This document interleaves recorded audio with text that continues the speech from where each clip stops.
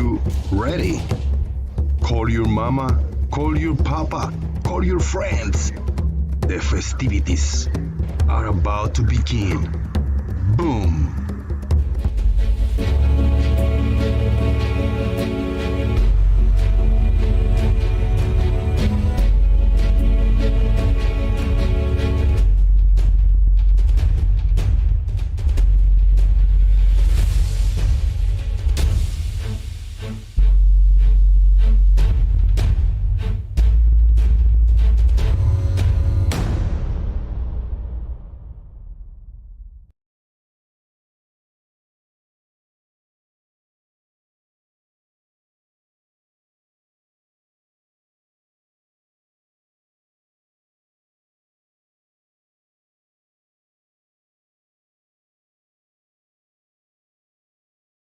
Sorry. I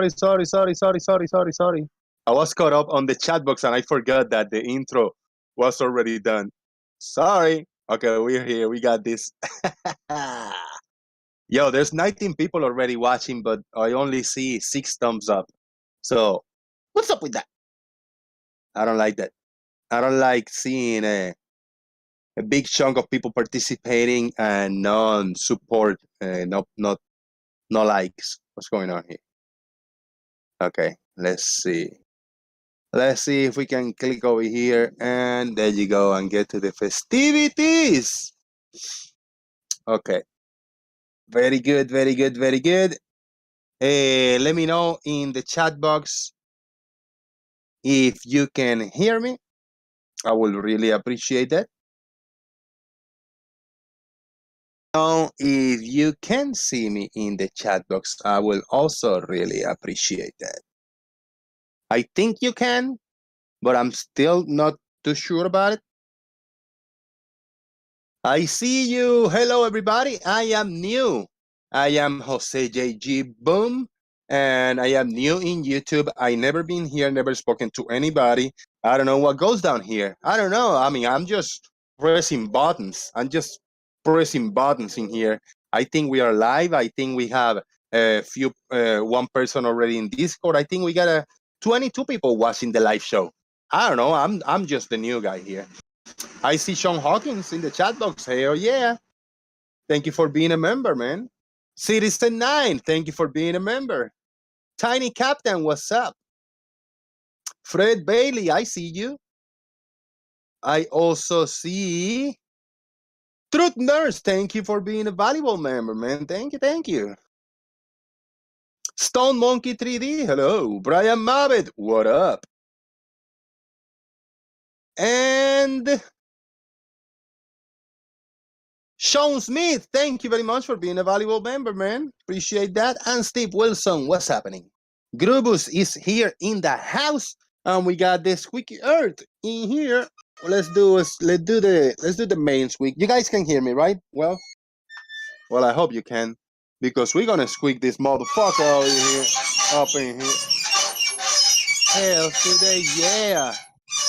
There you go. I think that's a very nice, solid, and powerful squeak that we had going on today. I am very grateful for it, dear guys, dear people, dear YouTube viewers. I am very happy with the way that Squeaky Earth is working today. It's working in mysterious ways.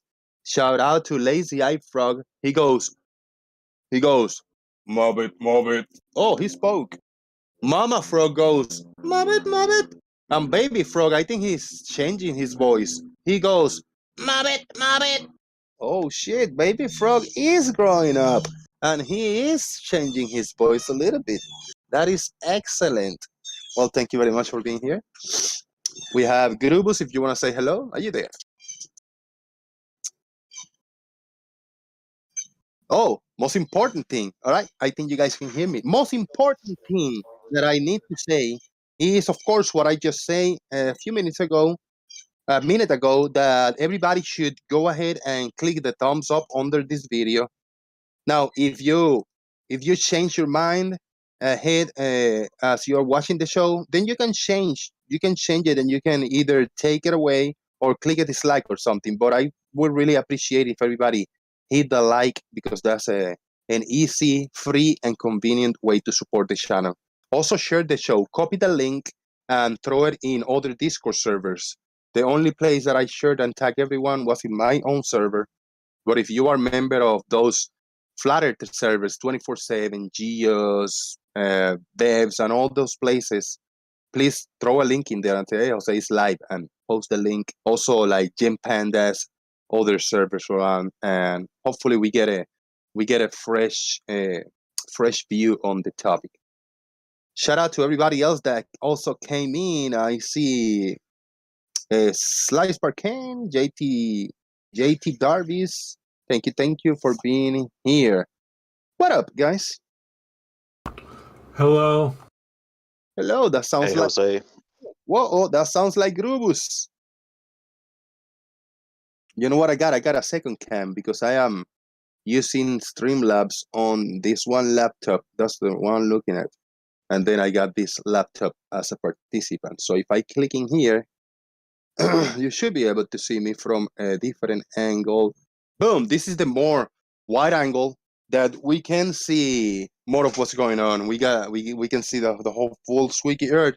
We see the mini squeaky earth, and we see the tiny earth over here also.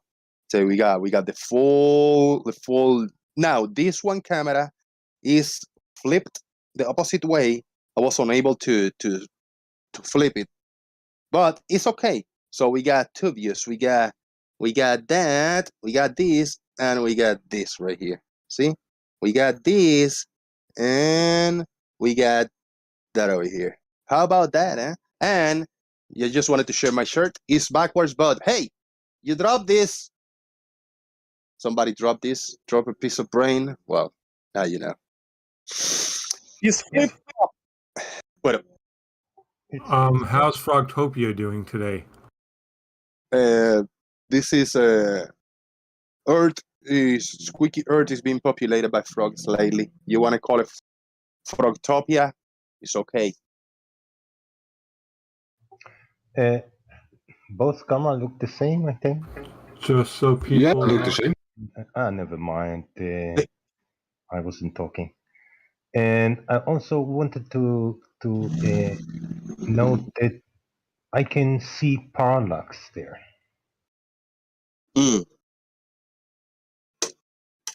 You can see the parallax, huh? Yeah, they're not the same. One is, I mean, this one, how do you read the sign on your end? Both are no. They good? Both good, yes. But not for me. Not on this computer. For some reason, is flipped. So YouTube is seeing it flipped. Just from in my end, I couldn't straight it up. That's this one that I'm looking at. But then this one, the other one, this one is good. This one is straight up the way it should be. See, no stupid people beyond this point, and hey, you dropped this. Oh man! Is that T-shirt one of your own merchandise items, or did you just buy it? No, it's actually a gift from my, either my niece or my sister on my birthday. They gave me two t-shirts. The other one is the sun, and say, I am not a morning person, or I don't do mornings. I don't do mornings with a big shiny sun with sunglasses. And then this one. Yep. So do you not on actually, YouTube. Okay. do you have a merch No, store man. or anything? No? No merch whatsoever. Which I should have. I could have. With your artistic skills, man, you should, you know? I know, man. Why don't I mirror the other camera feed? Because I don't know how to do it, Stingray. I don't know how to mirror my other camera feed. I can't believe that you're coming on this close to the important interview or discussion between MC Toon and Pete Shea. So close and this close? What do you mean this close? I think theirs is at 4 p.m. Oh, really? I couldn't give a fuck. I mean, Pete Shea is just a piece of shit that I'm not interested in watching. And if anybody want to go and watch Piche, really, that's up to you. You punish. I mean, why are you even doing that? Who in the fuck knows? Piche got nothing new to offer. Piche got nothing. I mean, so it's just worthless for me to entertain the idea that anybody even having as a, giving a platform is just ridiculous. I cannot grasp it. I am making one prediction on that stream. MC Toon is going to ask, tell us about yourself. And then the stream will end after Pete Shea's done answering the question.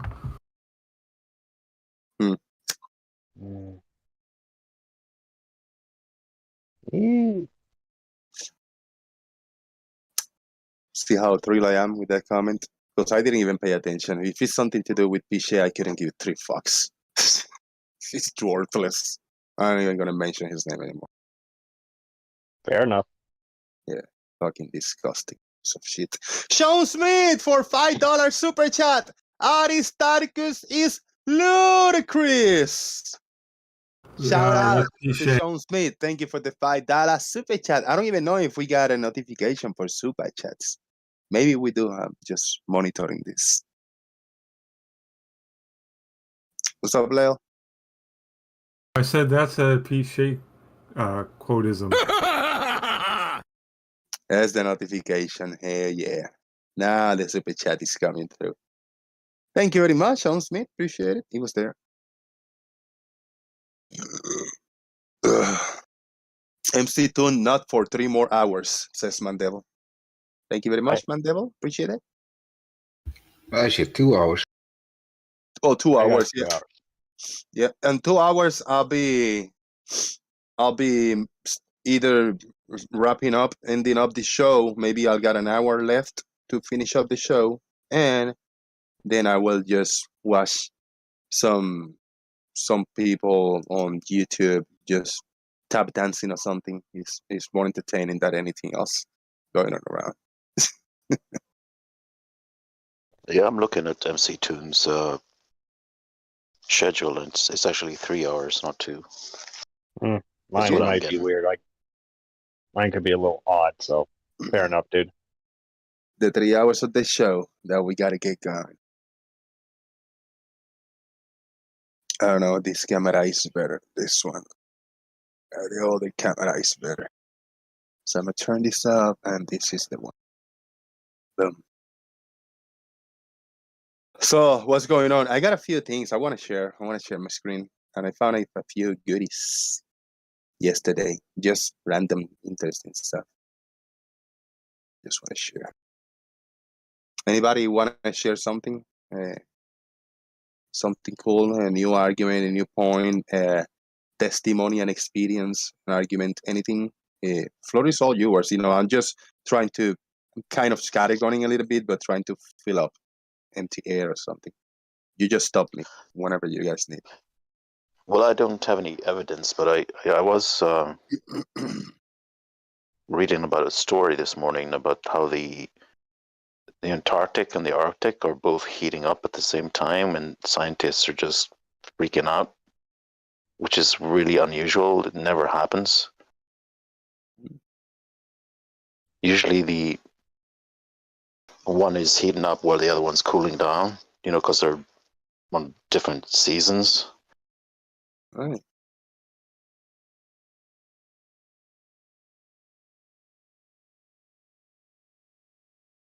Right. You guys remember a while ago, I mentioned, and somebody said, you got any evidence for that?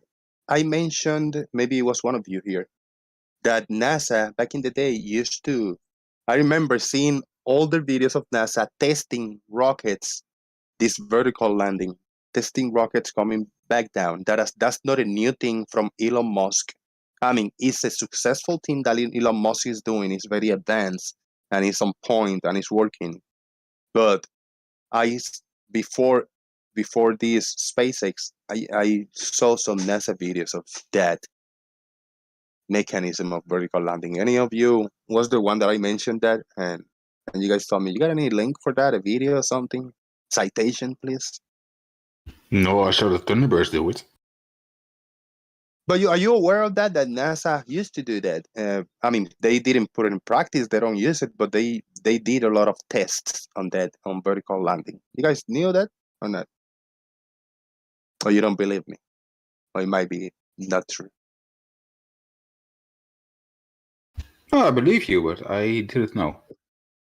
Why would you believe me without me showing you evidence? And that's kind of a crazy one that NASA used to practice this vertical landing. Or it's really not that ridiculous to think about that. I think it was the DCX that NASA tried to do the same thing with. What is that? CX? DCX was God, I can't remember how long ago this was. Like, but they tried to do something similar with their vertical landing rocket. Delta Clipper Experimental Yes, that's it. Yeah. Reusable Launch Vehicle Test Project. Well, that is the one I found, and I know there was something else, but there it is on my screen. It looks a little smaller. Let me turn off my camera and share that interwebs.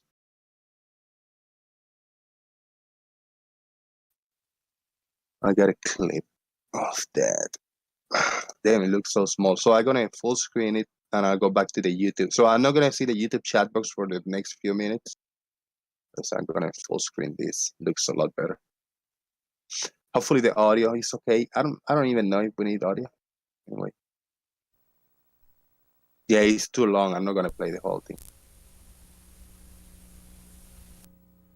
I'm just gonna Hello, I'm Pete Conrad, and I'm fuck. vertically, and it's the first in a series There you of go, look test at that. rockets that proves technology a step at a time, like we did with Mercury and Gemini before we flew Apollo to the moon. Only this time, the goal is cheap access to space. Here's the problem. How about that? So they did. I think they started was it in 93? Something like that. 90. It was in the early 90s. They were doing these tests. I'm sorry about the buffering, but Ground equipment ripped a 4 by 15-foot hole in the side of the DCX during liftoff. The vehicle lifted off anyway and was flying its mission on track, demonstrating its robust design. As a precaution, I decided to execute the auto abort sequence, and the vehicle landed safely on the desert Look at floor. that.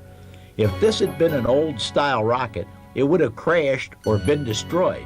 But the DCX Slowly. demonstrated that SSTO technology allows you to save the vehicle and payload and then push on.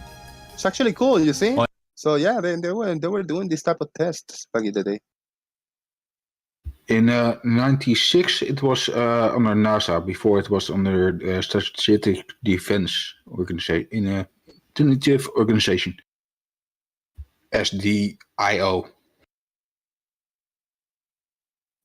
Would you say before NASA was doing this? Yeah, it was from SDIO from 91 to 93. And from 94 to 95, it was U.S. Civil Space Agency. The flight demonstration program. Go ahead. Yeah, man, it's a cool thing. I just didn't know. I didn't remember. I wasn't aware that NASA used to do this before this SpaceX. I thought the SpaceX thing was kind of a new thing, a fresh new thing that they never done that before.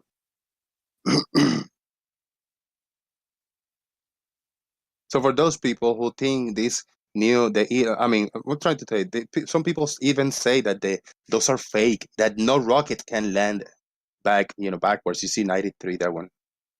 No rocket can land back down when it's shot and launched and shit. But why not, dude? This has been done for a long time. Yeah, well, it says the Thunderbirds did it in the 80s.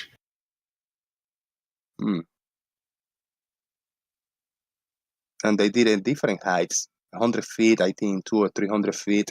They did. I think the last one is like a few thousand feet up in the air, launched it, and then you successfully landed perfectly as predicted and in the goal, the landing pad. Yep.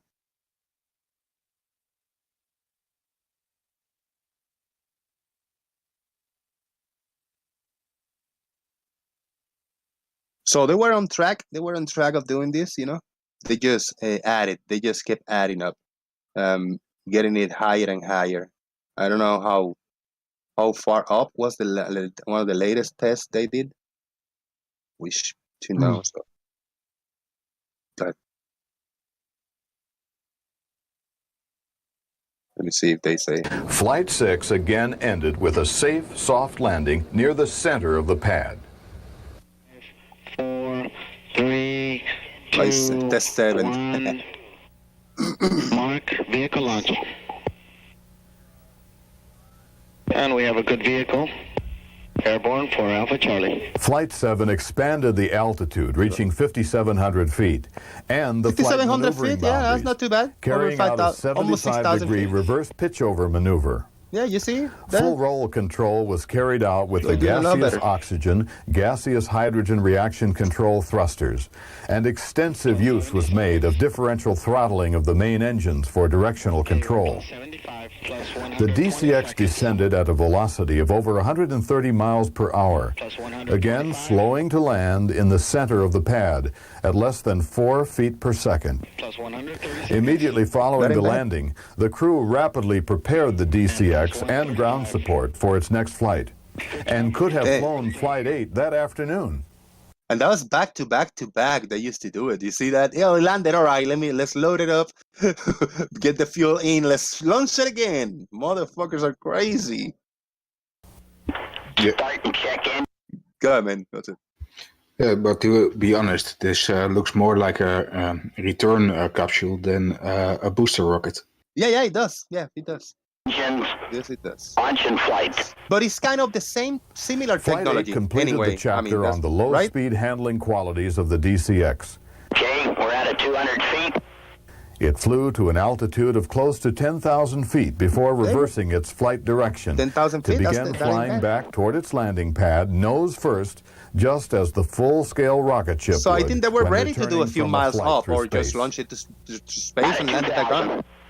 I don't know if they kept pursuing this, or they did some whatever. 30 seconds out of 3,000. Looking good. They did it for a few years, 93 to 93, 97 or something like that.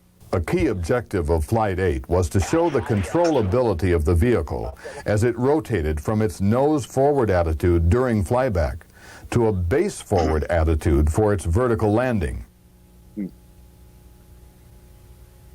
Going into the pitch program, looking good. All the way over. 10 degrees down. Coming back. And I am sharing my screen on over here on Discord. I mean, I want to click it. Hopefully, you're able to see it because I'm sharing via Wi-Fi. Good. Hopefully, it's a strong screen share for you guys. And I'm quiet because there's kind of audio. I'm just kind of letting We're you talk. landing low thrust. Landing Q limit. It's looking good. Looking good. Out of 4,000.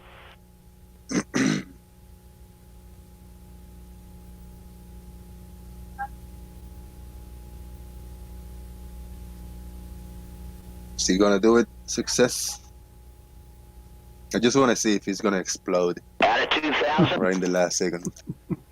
Out of 1,500. As in previous Just waiting flights, for it to just the blow up, DCX blow up. descended vertically to land in the center of the pad, Landing high thrust. I wanted it to go heralding the wrong so successful bad. completion of Look the at that, DCX flight test they did program it. and the start of the NASA DCX-A program. Okay. Motherfuckers were smart, man.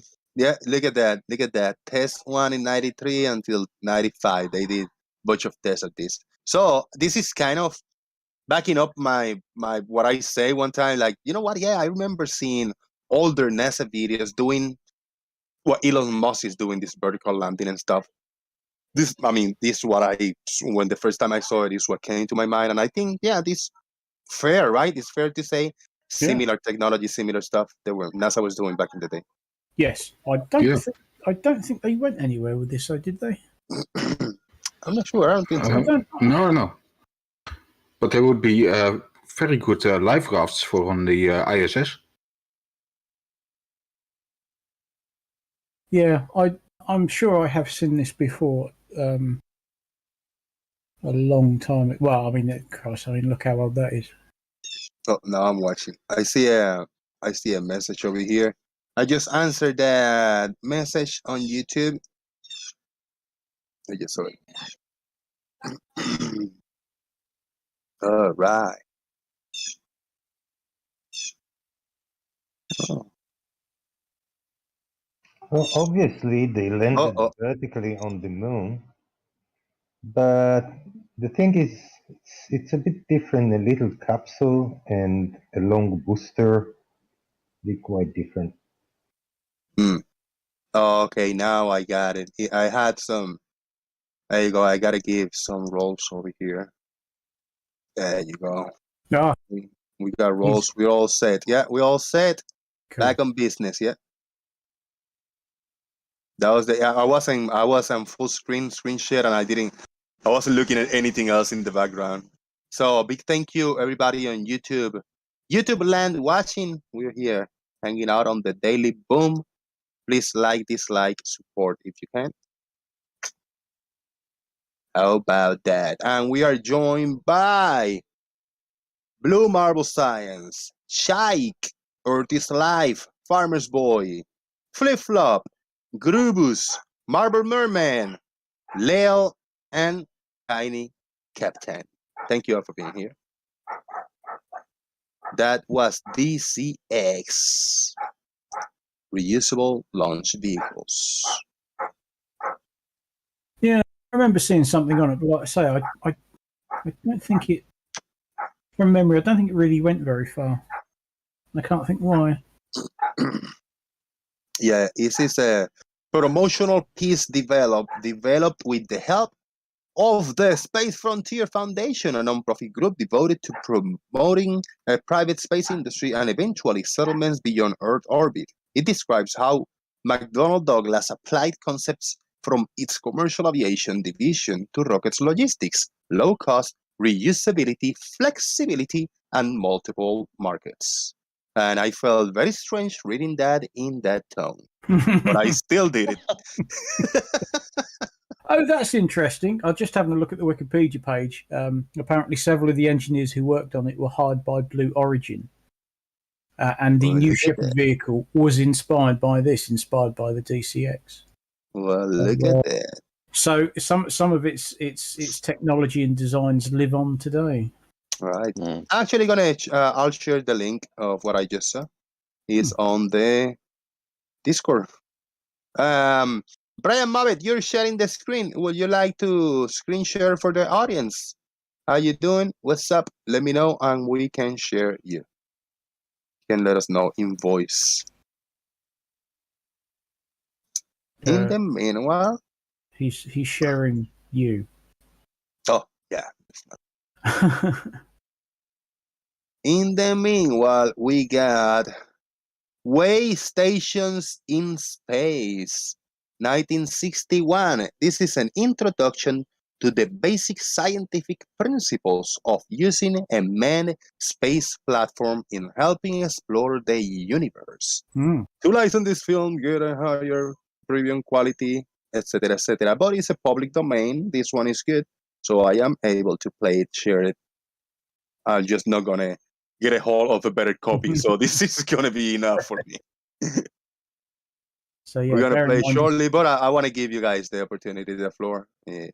Bear in mind it's 1961, so this is before. Yeah, exactly. This is old. Yeah, this is all. I'm not using this as any kind of evidence or proof. For me, I don't believe I mean, I don't believe this is any strong point of argument. I'm just sharing it because it's a cool pre-Apollo time, Well, yeah, and it's a NASA thing, so it's cool. They had some incredible plans. Some of the things they were coming up with that they were going to do, and obviously they never did any of it. But yeah, some of the stuff they were coming up with. Exactly. Yeah. That's the whole idea. Yeah, that they had a big dream, accomplishing a lot of things. They didn't accomplish everything, but they're getting there today. Yep. And now what we're going to have with all the moon missions is they're going to have the moon the orbiting moon station that they're calling Gateway, which I'm sure they've ripped off from Aliens. Because she wakes up on the station Gateway, doesn't she? At the start of the film. Yeah. So you know, rather than just keep sending missions to the moon and everything's on board that one spacecraft, the plan is they're gonna have an orbiting space station around the moon called Gateway, and you fly to that, and then you take a lander down to the moon surface, and that's still in the pipeline. But I think that's ultimately years away. That was going to be one of the first things they did, but I think they've had a bit of a rethink in the light of what's happened the last few years. Good. That will give a whole new name to the name Space Shuttle. Yes, because it will be a proper space shuttle. Yeah, that's what I mean. Yeah. Now, if anybody are gonna mess up what you see in the stream for a second, I just gotta tweak this up. If anybody would like to support watching on YouTube, there's two ways you can do it. It is a PayPal or Super Chat. Entertain the idea of supporting me because I really need you guys to hook me up. Rakia, I'll give you a range for $100. You know what? I'll make you a discount in how do you call rollover price? How about $99.99? There you go. Save 1 big cent. I hate it when they put prices like that because make it sound cheaper. Because he likes going to other channels like Bev and destroying their channel, talking about drama, being a drama queen. So I'm giving you something to say.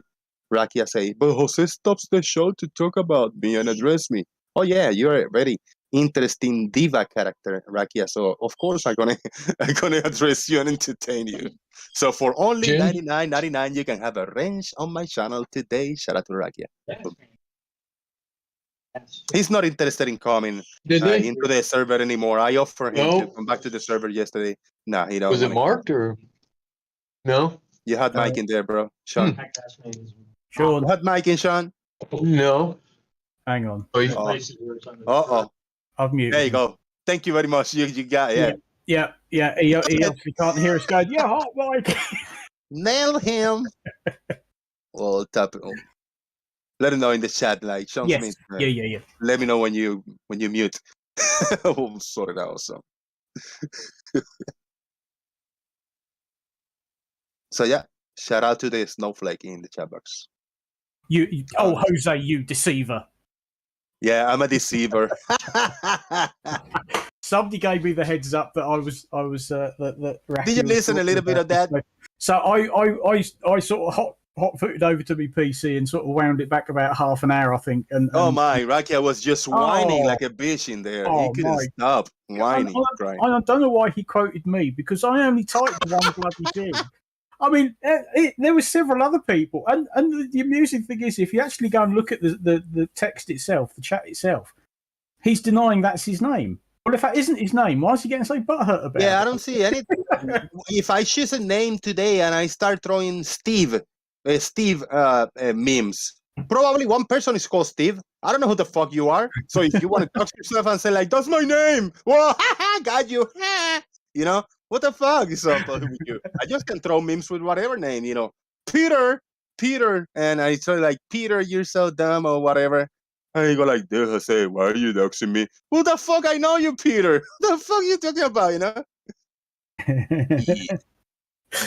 Oh dear, that was funny stuff, man. It was very amusing, yeah. I'm probably gonna be safe with name throwing. Yeah, there you go. Oh, well, I only quoted a line from the 2001 Space Odyssey film, and that was it. And it was, farmer's boy this, farmer's boy that. Oh, really? Oh, grow up, for fuck's sake. Yeah, but it's funny to go to. Yeah. You know? So I went there. That's what I do. They quickly off the gate when I go to Bev server, they go like, "Oh, Jose is just here to try to plug his channel, or Jose is here to get views, or Jose is here to record and to talk about it and to play in his channel." Dude, I haven't done that. I did that once in my older channel.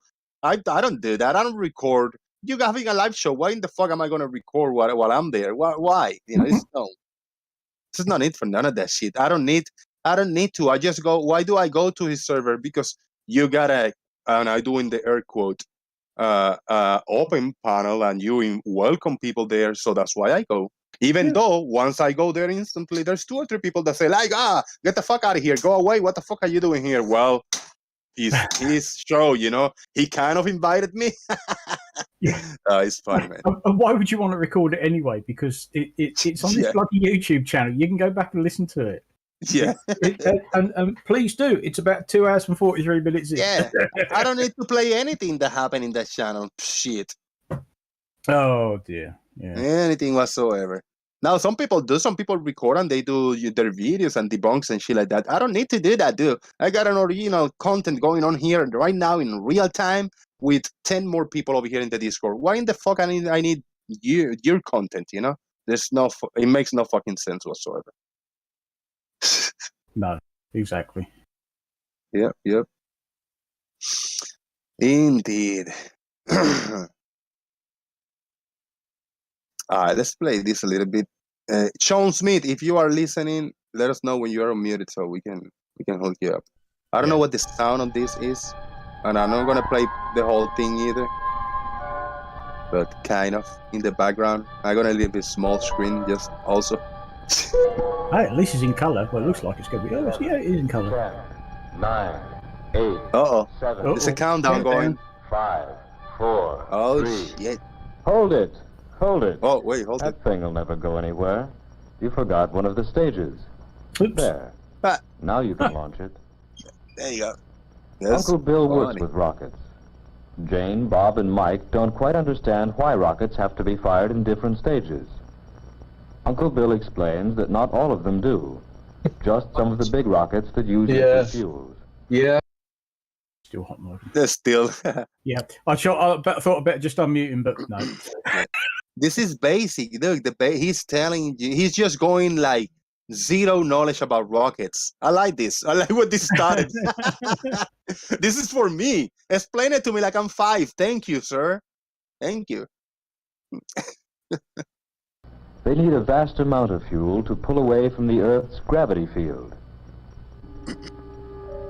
There you go. Beautiful animation. Rocket-propelled planes have been built, designed to take a man up to very high altitudes. Oh, look at that. Is that a B-52? All that smoke. Big fat plane, man. Well, they did have a nickname of Buff. Yeah. Oh, yes. It's X-15.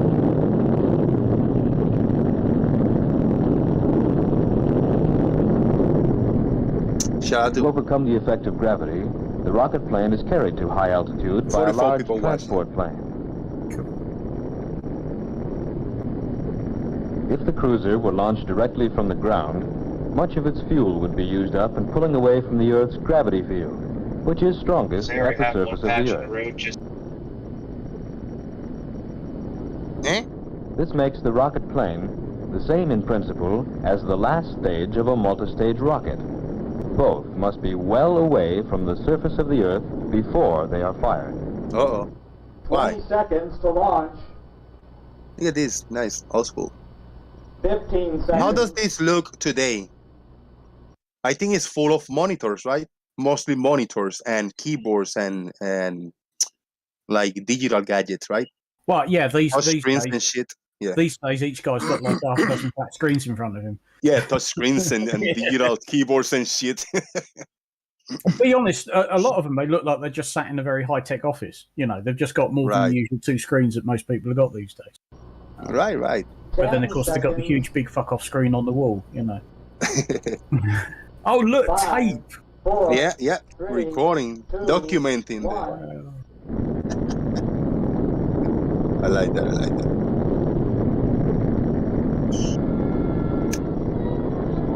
Is that tape or is that wire reel? I don't know. For probing deeper into space, Same scientists concept. have proposed another way of overcoming the problems of fuel and gravity.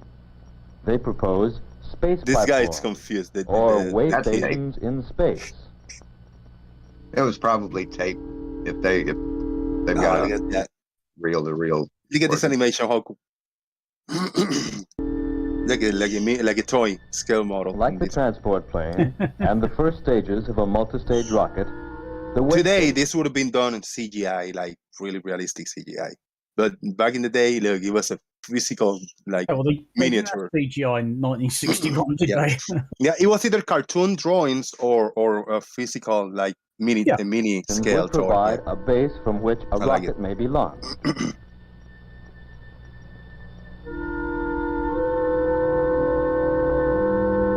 It wouldn't be turning that fast either. Various forms have been suggested, but a space station might look something like this. Such a space station might be built about 1,075 miles above the surface of the Earth. If it were farther out, it would be more difficult to send supplies. If it were closer, it would revolve around the Earth too quickly. It would, however, have to move fast enough to avoid being pulled down to the Earth by gravity. Uh-oh. Uh-oh. They mentioned gravity 7 times already in this video. The Earth's gravity still pulls the station, of course, 8, but and the I'm not direction counting. of the pull is changed by the satellite's forward motion. Instead of falling to the surface of the Earth, it keeps falling around the Earth. How about that? There you go. Station parts may be prefabricated on Earth, Maybe flattered then to learn delivered on this into one orbit today. by transport rockets and assembled in space. You don't think so? They're just denying. Crewmen will arrive in the same orbit and travel I at gotta the do same this. speed Yeah, there you go. to carry out construction. Yep. The sections of the space station will be nearly weightless. One man will be able to move objects that have to be I like the lifted by animation. huge cranes back on Earth. The men will be nearly weightless too, and will have small propulsion units attached to their Why is the space bar suits not going away? to help them move about. On the inside, the completed station would have to have its own artificial atmosphere. There would be very little pull of gravity to hold objects and people in place. To substitute for gravity, the station may be made to spin like a giant wheel. This would create centrifugal force. A giant and would give wheel. the occupants a feeling of gravity. I just watched an episode of They would be The thrust Expanse outward that's toward the rim exactly of the like station. this. Yeah. Would be down to them. Up would be toward the hub of the station. Yeah. That's a good show. Yes. Yes. I'm going to give it a few months and go through it all again from the start, I think. The way station may also Yeah, be there's a used lot of for a stuff you research can miss laboratory. the first time And for around. testing equipment for a journey farther into Look at space. this. This is cool. What is these two things in the top, in the middle? They're like single like spacecrafts or whatever. Yeah, I think Little they're ones? little spacecraft. Look like little submarines. Yeah. Huh. Plants. House plants. Besides the problems of getting into space, we also have the problem of returning to the Earth from space. Yes. As a rocket approaches the Earth from space, it gathers speed. Here we go.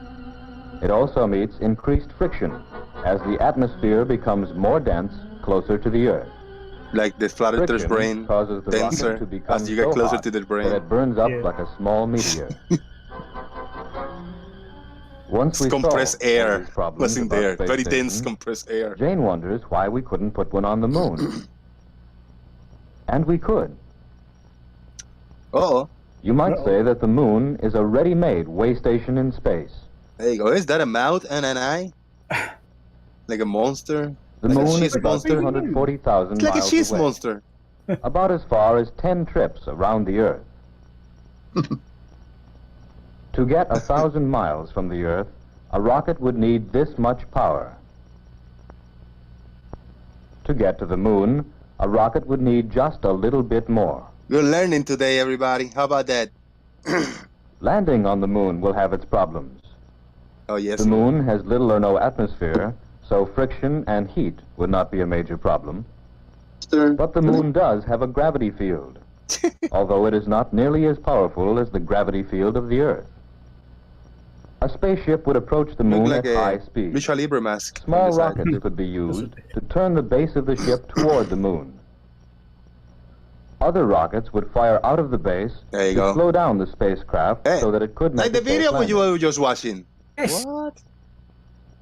The What? surface of the moon is quite different from that of the Earth. Exactly It is like the covered video with we were watching. large pits or craters. These may be places where large meteors collided with the moon in times Look past. at those snowy mountains in the In middle. addition to craters, there are mountains, crevices, plains, And and those plateaus. forests in the bottom underneath. Those pine forests. During the day, so which it on the looks like. moon is equal to about 2 Earth weeks, the temperature goes over 200 degrees Fahrenheit. And during the long 2-week night, it goes as low as about 240 degrees below I like zero. the curly smoke coming out of the To bottom. escape That's the funny. extreme temperatures, I don't think it the is moon heat station shield. would I don't think this probably one be is from underground, Periscope films. where the temperature remains more moderate. I don't want to get copyright strike. I did get one by It would need a Periscope. source of power. This one is by AV Geeks LLC. Green plants might be used to produce It's public oxygen domain. within This the one station. shouldn't get me in trouble whatsoever. They should be right. The station would Yeah, have I to should be be sealed perfectly to fine. retain its artificial Periscope atmosphere. did a lot of videos, educational Probably videos. the only parts Yeah, of the yeah, station they on the surface I would remember be seeing that observation domes, title entrance in ports, grade and school radio a antennas. lot. I got in trouble once with Periscope. I got a Taking copyright strike off from once a in my moon previous base, channel. a space vehicle would not have to pass through a dense atmosphere. It would only have to pull away from the moon's comparatively weak gravity field. It could then head for Mars. There you go. At rocket speed, cruising through the very thin gas that appears to fill space, it would take many months to get to Mars. We would probably find some sort of atmosphere on Mars, but There you not go. an atmosphere like our own. They didn't have a lot If of other imagery planets, on Mars. more huh? like our In the own, No, I'm 60s. guessing not. Not a They good are unknown imagery. planets of other suns, far out in the universe. The There'll be star or spandex sun jackets, nearest to one our for own every one. is about 25 trillion miles away. Yeah, this It is, would take I far believe this is more all than a part of the human lifetime IGY to travel International this distance Geophysical at Year, present where rocket speeds. we speculated on where we'd be in the future in 100 years or something We like have that, or seen that one problem 50 in years. reaching space is to escape from the Earth's gravity field. There you go. A great amount This of is energy more is of a required real to thing escape right from here. this pull. Another important animation, problem of course, but is re-entering the the Earth's problem is atmosphere launching at and low enough just speed so leaving that Earth's friction is atmosphere. not You know, too they had great. to figure it out first before going Too much far away. friction You know, causes too yeah, much we're going heat. too far. Man-made space stations in nearby space There you go. might go far toward overcoming the effect of gravity. This is already in place. Not this Would orbit model the Earth type. like You know, satellites not this. and could serve as taking off Not this points style, for but more the distant station places. is a thing. Yeah, well, two of them, isn't there? There's the ISS and the Chinese one. The moon might also serve as a way station. A rocket with enough power to pull away from the Earth would require only slightly heck, more energy to before- carry it to the moon. When cars were first invented, we thought we'd explode if we went over 60 Small miles an rockets hour. can be used to turn a spacecraft while it is in flight. It's going back down again. Look at that. A repetition of the previous one. Braking rockets may serve to slow it down enough to make safe approaches and landings possible. There you go. The moon might serve as a taking off point for other planets in our own solar system. A space vehicle could pull away from the moon's weak gravity field easily enough. From there, man could go on to the other planets. Mars is the one most like our own. Even so, it is doubtful that living things Why like did they those draw we those know canals exist on on Mars? If other planets more like our Earth exist, they must be planets of other suns that are trillions of miles away. I'm watching the stream on YouTube. I'm trying to follow you guys talking, and it's really hard. Why can't you watch the screen share over There here? is so much we can Well, I learn in can, the but universe. it's real teeny. I don't like to make It it is the full size. frontier of the future. Just, I don't know. And way stations in space are the stepping stones for its exploration. That is spinning so fast. I like it, man. And he's stuck to the side inside it. I can't move, slow it down. Almost as fast as the squeaky Earth spins, man. Clothes dryers. Slower than that. Yeah, oh, I love that. That's brilliant. That's the end. Thank you very much, everybody, for your patience. That was the cutting edge in 1961. There you go. Yeah. Any thoughts on that? I'm gonna throw a link of this original, the source of this video in YouTube and in Discord. Sean Smith, you got him sorted out? Yep. Yeah. Thank you. Yeah, he's Now he came back to Discord and the chat box. See what's going down. yeah, he realised and said he'd mute. I like how they mix hand drawn animation with stop motion, like paper cutout animation and model animation. It's pretty neat. Yeah. and okay, it's more primitive, but isn't wildly different to what you watched in the original Star Wars film. No, not at all. That's all the way up to Return of the Jedi. That's images of separate models, very clever paintings on sheets of glass, all sorts of stuff like that. There's very little in the way of CGI as such. They used Ray Harryhausen style stop frame animation for all the walkers and stuff. Yep. This is a great point by Mandevil. Mandevil got a point, and this is, I think, the biggest change on the way documentaries and little educational videos are made today. They are narrated in a more exciting way, thrilling, exciting, fun, with more, more life into them. Back in the day, it's like they told the narrators, sound like you're about to just fall asleep, like they were so slow and dragging. I like the ones from like the 50s and 40s where the guys talk like this, see? Oh, yeah. Mr. Hollywood, what you gonna do now there, buddy? This is good, yeah. Yeah. I love that. Yeah, because when they're not recording those documentaries, they're recording adverts. Yeah, this is like the serious era, like the mid 50s and until mid 60s in the NASA documentaries were the serious era when they were doing breakthroughs and development, and they needed to sound like ominous and slow, so to captivate the audience in that way. They thought. Yeah. Whereas in fact the audience are going, well, yeah. Nodding off. Not to get off topic, but you mentioned Star Wars. When Luke met the sand guy, with a goggle head and the big Tusken Raiders, aren't they? Tusken Raider. That's it. That guy's mask didn't allow him to see anything. He could not see anything. No, they said that Luke, can't remember his name. Mark Hamill. Yeah, Mark Hamill said the fear on his face was real because he had to dodge that guy. I mean, all that guy was doing. Yeah, I mean, he didn't know. The guy couldn't see what he was swinging at. Oh dear, yeah. I can imagine. Yeah, because you sort of look at it, and even if you watch it now in the new stuff, Boba Fett, whatever his bloody name is, you look at it now and think, how can they see anything out of all that? Oh, there's the answer. He couldn't. John Hawkins. Gary Webenga said that you are a liar. What? Yeah. He says that, but he admits that he blocked me. That's what the whole thing about. Yeah, he admitted that he blocked me, and now he's wanting me to take a video down showing that he blocked me. A fun fact about Star Wars, actually. When I was young, I actually did send an audition tape to the Star Wars TV movie, the Ewoks, the Battle of Endor. Oh, come on. What, 10 minutes of talking Wookiee with no subtitles? No, I was supposed to be the little girl because they were looking for a little blonde boy in the beginning. Oh, really? Oh. Very cool. Wow. And I was a member of the Star Wars Club, so yeah. Oh, cool. But that just cracked me up. They had like 10 minutes, solid 10 minutes of nothing but Wookiee talk and no subtitles, no context, nothing. And the little girl just going, Yeah.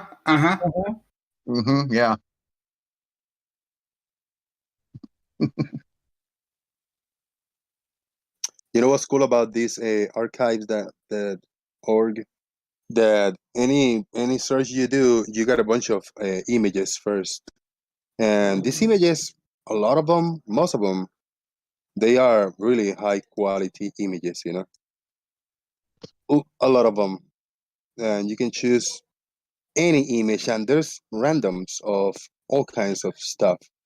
So sometimes I just type NASA or astronaut or rocket or Earth or fucking poop, and you in the beginning gonna have dozens, sometimes hundreds of images from satellites and NASA and stuff like that. You know, really cool images that you can use for all kinds of shit.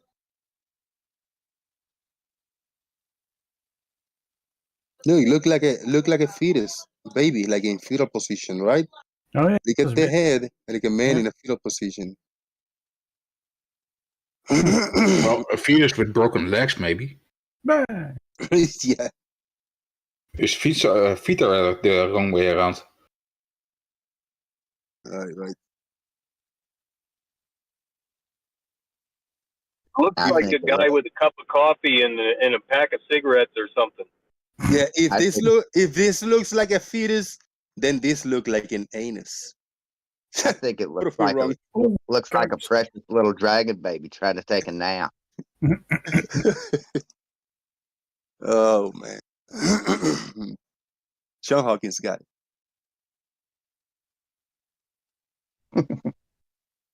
Look at that, the moon. The Earth. Earth from the moon. How about that?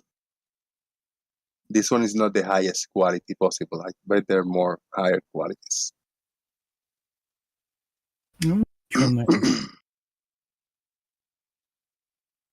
Because of course Apollo 8 took them. The Russians took a lot of photos like that as well. I know. I think most of the Apollo missions did actually, but it's like this. Look, Key West, NASA images. Now, why do we have a clear view? Look of this. What type of spacecraft took this? Well, we scroll down and the details of the images showcases Caribbean waters. well, there you are, down there. What the Apollo rendezvous? There you go. Craft, wasn't it? The orbiter. International Space Station. So the International Space Station is able to take high quality images of, communities and places and shit like that. The astronauts on the ISS take an awful lot of photographs of the Earth. Nice.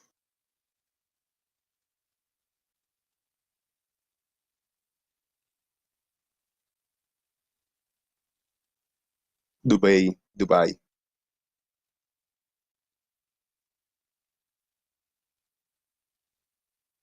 All kinds of shit. Sahara dust over Senegal. In the weather in Puerto Rico, they just like, all right, we got a little rainstorm coming in from the east. It's coming in, it's going to arrive this. And then late at night, 9 p.m. to 3 in the morning, we're going to have 3 hours of Sahara dust coming in. And it was part of the weather. They used to tell us a little bit of rain, then a little bit of dust from Sahara and all the kind of shit over there in Puerto Rico news. It was funny stuff, man.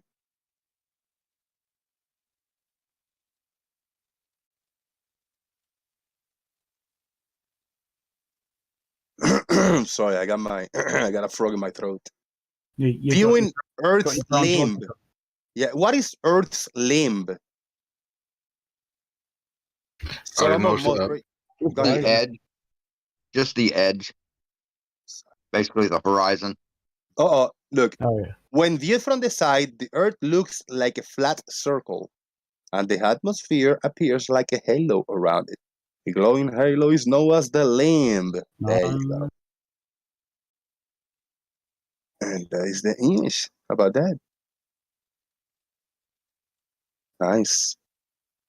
So yeah, this will be the surface, this dark part, surface of the Earth, and then we got the atmosphere, and then we got, the reducing until you get the space right here.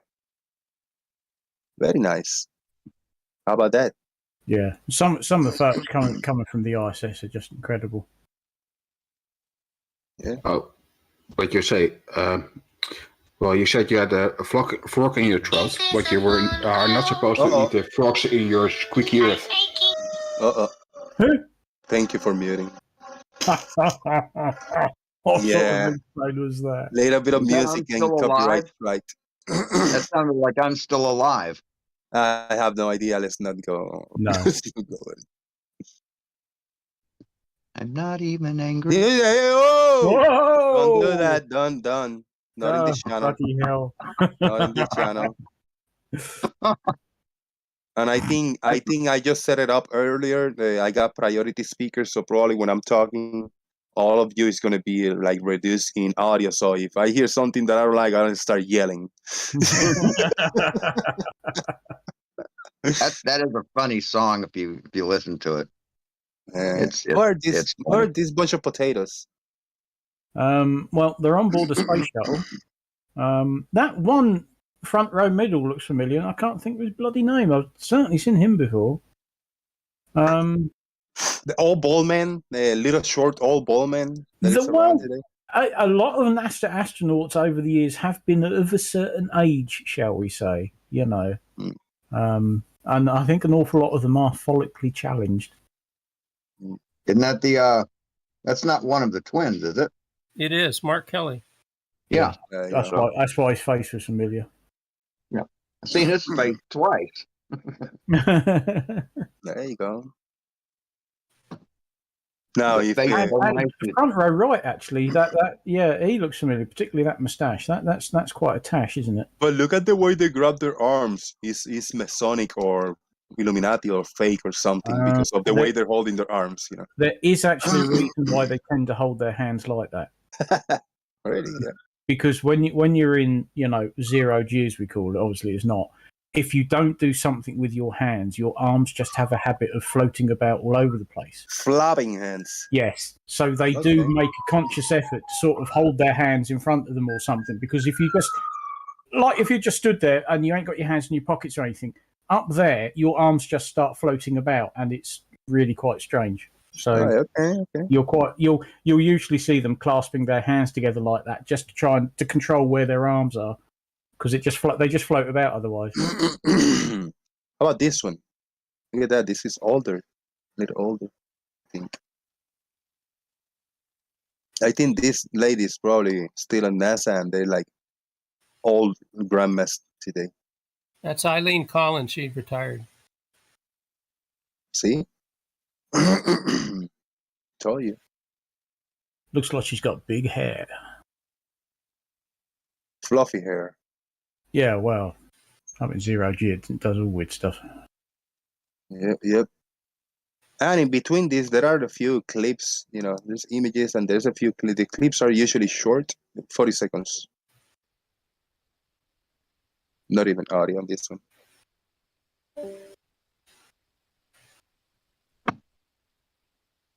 Yeah, really cool. Shout out to the archives for having all kinds of good stuff. STS-85, yeah.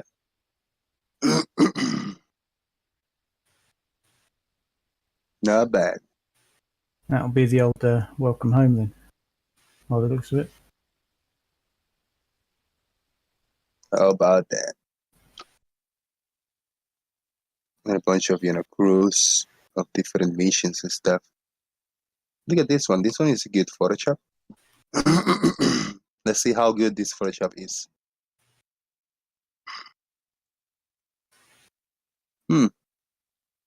That ain't bad. Good green screen or good cutting around the astronauts to put it together like this, right? Actually, not actually out in space. Yeah, clearly. But now, then I see this. I say these guys are not literally in space. But how do I know then that this ISS is in space? When I see this image side to side, when they are not, how is the ISS? That's probably just an enlarged photograph put on a wall. It could well be, yeah. Yeah, just a big print. No. But you know what I mean? If I know definitely these guys are just overlapped in this picture. How do I know if this ISS is also overlapped in this Earth? I wouldn't, right? I guess.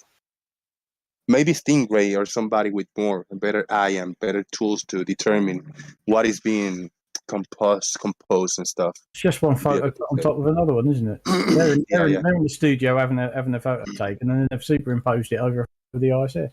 Right. They're probably standing in top of a big wall photo. Yeah, too. That's why. Well, they could just be standing in front of a blank wall. They could stand. They park. It's just on top of another one, you know. There's a comedian who does a bit about the sun is bullshit, about flat earthers and stuff and conspiracy theorists. Yeah. He said, look, we've got pictures of it from space. What do you think? We just got the perfect angle every time? Yes. All right. Do we need to everybody go mute and give Sean Hawkins and Gary the floor for a few minutes, and so they can sort out their issue? And I'll go and get some. And I'll get on mute and I'll keep sharing some images in the background. If anybody would like me to share specific image, let me know and I can post those. I'll try not to interrupt. I'll go on mute. Sean, you're first. If Gary want to answer you, if he can speak at this time, then it's up to him. I'll go mute. I don't have an issue. Gary's the one with the issue. He lied. Well, tell us because you mentioned earlier. Yeah, go ahead. I'll go on mute. Tell us the issue. He lied. He blocked me. He got caught. Then he unblocked me. Now he claims that he'd never blocked me, but he admitted that he blocked me. So I've got no issue. It's Gary that's got the issue.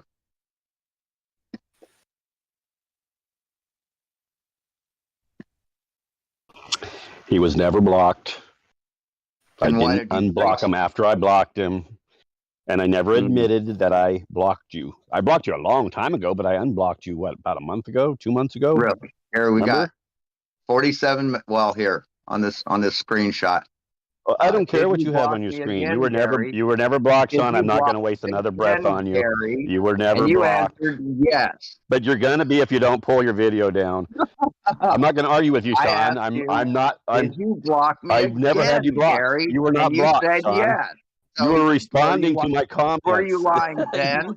You weren't blocked. I'm not going to waste another word with you. Have a good day, Sean. Were you lying then, or are you lying now? Which is it, Gary? Can you go 5 minutes without lying? I think we know the answer to that.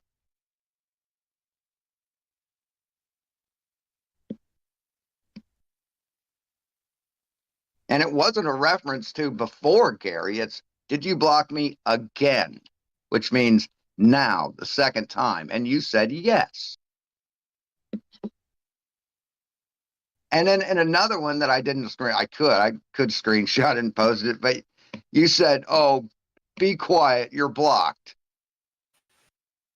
So yeah. And when I went back to the comments section, your name was just a jumble of letters and numbers. That's what happens when a person blocks you. All you see is that of their name, Gary. I have to laugh. The be quiet, you're blocked was being sarcastic because you're responding to my comments, even though you said you were blocked, you idiot. That was right. Total sarcasm. And you didn't even get that. You responded to my comments, which means you weren't blocked. I was being sarcastic, saying, stop or be quiet, Sean. You're blocked. In other words, you shouldn't be able to talk to me if you're blocked. So be quiet. You get it? When you see a person's comments, that is my last word. You weren't blocked. It's a waste of time to argue. I'm not going to defend it because I never blocked you. You're just a flipping liar. And I'm going to block you at 2:30 if you don't pull down that thing. I gave you an hour more. I've already given you several time limits. If you don't pull it, I just block you. Who cares? So when I went on your comments, I don't care what you did, Sean. I saw your comments and you saw mine. I just don't respond to most of your comments. Sean, you're a liar. I never blocked you yesterday. I couldn't see your comments on your channel. I don't care if you can see them or not. You know what? YouTube hides comments from me when people comment on my channel. You can see their comments, but you can't read their comments before I ever even see them. I get a notification from YouTube and saying somebody's commented, and then when I go to click on it later, it's already gone. YouTube gets rid of it. So you got a problem with them, not with me. You weren't blocked yesterday. You're totally lying. You made it up.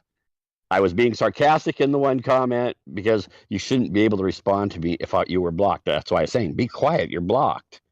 It was sarcasm. You're an idiot, Sean. And I'm not going to waste another breath on this. You were never blocked. Never blocked. So you were lying then. When you I never said you were blocked. I said I would block you again. Everybody can look at. I said I would block you again. 1:55 p.m. John, you're wasting. You got like 30 You're minutes. even You admitting got he 27 more minutes left. again. Pull the thing, or I just block you. I could care less if I ever talk to you again in the rest of my life. We You're a got waste of breath. we got through Nurse. He's enjoying it. He gave me a 149 super chat with popcorn. He's enjoying this. But Sean Hawkins, do you think you're being a little bit of a snowflake because somebody blocked you? I've been blocked dozens of times. Every day I get blocked. No, I don't care if he blocks me. It's just him lying about it is what kind of bothers me. And if you could put that screenshot on. Why would I lie about it? I could care less if I blocked you. If I blocked you, I'd openly declare I blocked you. I could care less if you thought I blocked you or not. You were never blocked. That's why you were responding to my comments, you dumbass. You got to be one of the dumbest of all the guys on this panel. You think that things. So anyhow, you got 26 more minutes. You got 6 more minutes, and then you will be blocked. Because you're scared of being wrong, Gary. There you go. That's for all the world to see right there. You admitting that you blocked me again, Gary. So are you lying now, or were you lying there?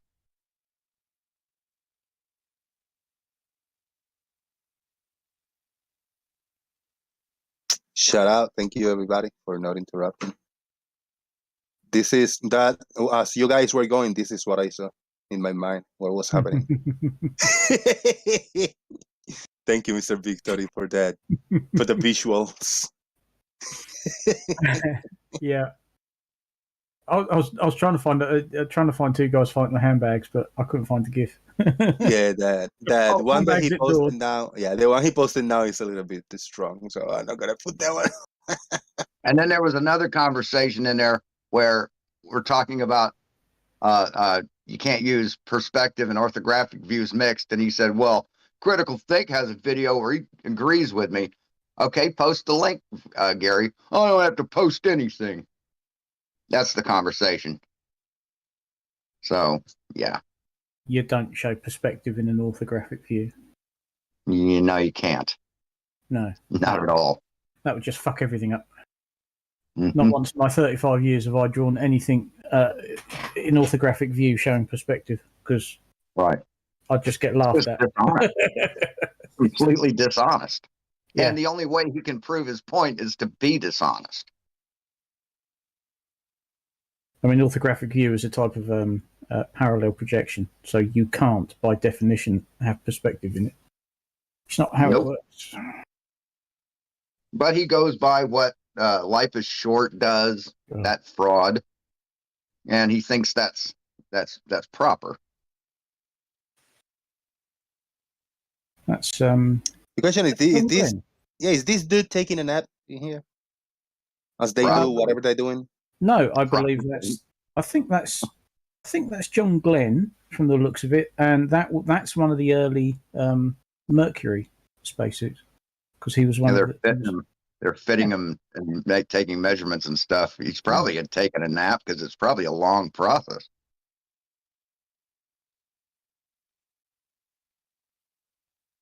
No, Jumangus, I'm not 35. Either that or the photographer screwed up and got a shot with his eyes closed. Oh, how many photos have you seen of people and it's taking it the worst possible microsecond? That they've got their eyes closed and the mouth open or something. It's just like, really? You don't have a better photo than that? Yeah, and that photograph was probably taken with a Crown Graphic press camera, a 4x5 view camera, and they just couldn't click away. No, they had to take a picture with one of those. You have to insert a film plate or a film holder, pull the dark slide, then expose it, then replace the dark slide, and That's then it. flip it over. Rinse and repeat. So yeah, photography was a slow process back then. Shout out to Mount Fuji. Shout out to Mount Fuji in Japan. That was the first camera I was trained on, is the Crown Graphic. Oh, I thought it was Fuji. Fuji cam.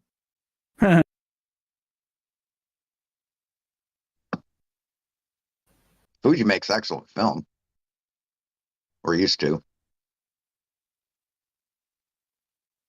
There you go. A few astronauts in action over here. What is this? This is on October 18, 2000. Peter J.K. Jeff Wisow and Michael Lopez Alegria in STS-92 spacewalks. How about that? Cool. Oh, they're on the end of the arm in the cargo bay, by the looks of it. Which is still pretty much the same thing they do now on the ISS a lot of the time. They because obviously they've got more than one arm on there. They use that to move the astronauts around and whatever bits of kit they're fitting in the spacewalk. Are they dancing? I don't think so. I'd be very surprised. They look like they are. Yeah. What do you think? A tango, maybe? Do you think this guy is? Do you think this guy just cut the cord of this one and he's just pushing him off so he can just go away forever? Do we see in his last moments? Oh dear. Could be. Yeah. No. I doubt it.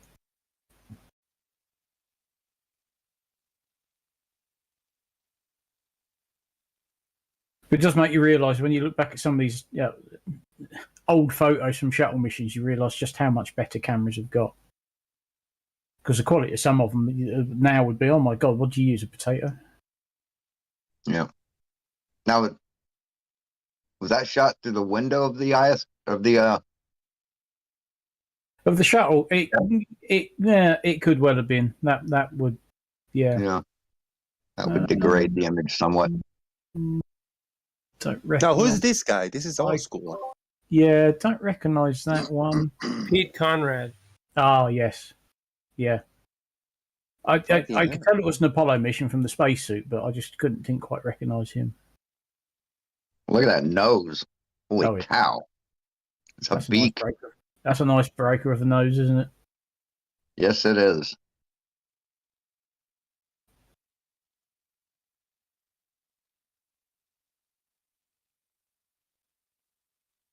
Coco.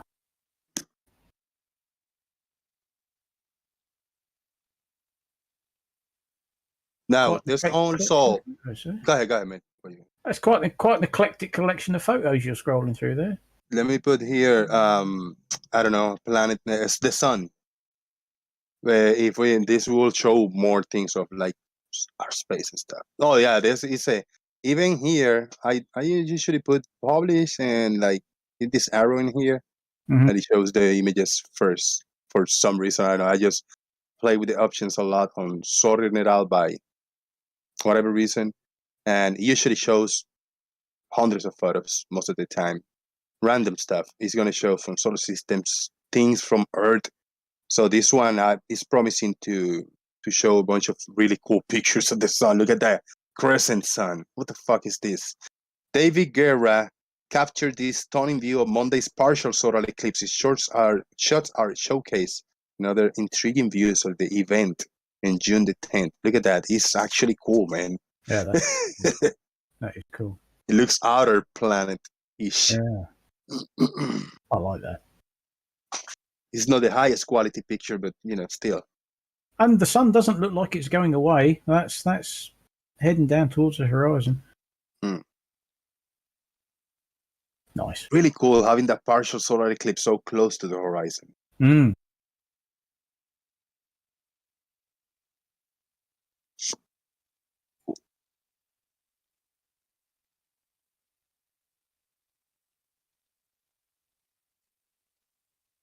Martian moon blocks sun. What?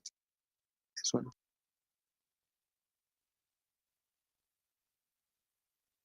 Justin Franks found an original of an image that I just showed. So, okay, this yes. one, where Look at the astronauts were standing in the front of the image. Okay, So that's quite an old photo then, going by sort of the size and the configuration of the ISS. it looks really clean and square. Yeah, that must be sort of. That's Early 2000s or 90s. early. Well, 1990s. they only started building it late 1999, so I would say that's mid 2000s by the looks of it. Maybe a little later, mid to the end 2000s. Sort of 2008, 2009, maybe something like that. Because it's bloody hell, it must be twice the size of that now. Thank you, Justin Franks. Appreciate it. Yeah, cool. I'll share the. I copy and paste this over here in case anybody want that image.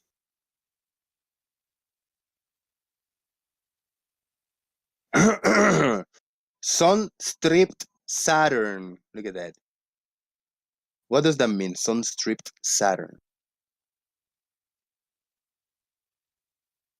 That's the sun viewed through. I'm presuming that's through the rings of Saturn. Shush, look at that. I don't know, but yeah. Well, that says portrait painted by the sun. The long thin shadows of Saturn rings sweep across the planet's northern latitudes. Within the shadows, bright bands represent areas where the ring material is less dense, while dark strips where patterns reveal areas of denser material. The shadow darkens sharply near the upper right, corresponding to the boundary of the Tingsy ring, blah, blah, blah, blah, etc., etc. Yep. Big super chat by Crow XE with 50 EGPs, 50 Egypt dollars. Look at that. Thank you very much, Crows. Flat Earthers do mumbo jumbo demonstrations to prove concepts supporting flat Earth.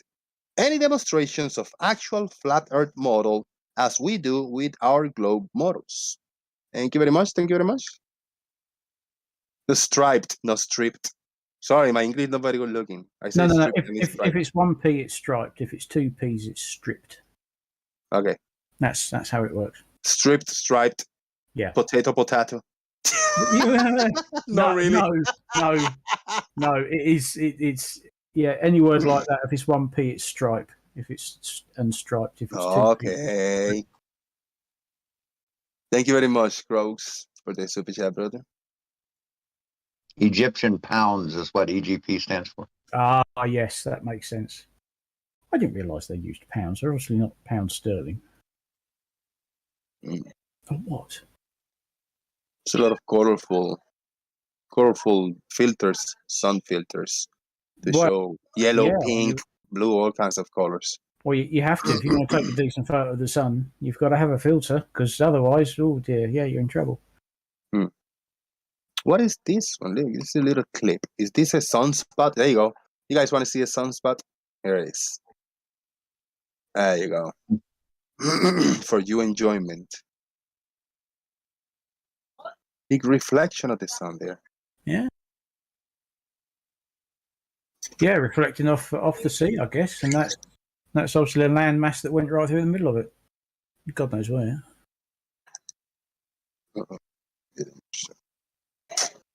How about that? What is this? Is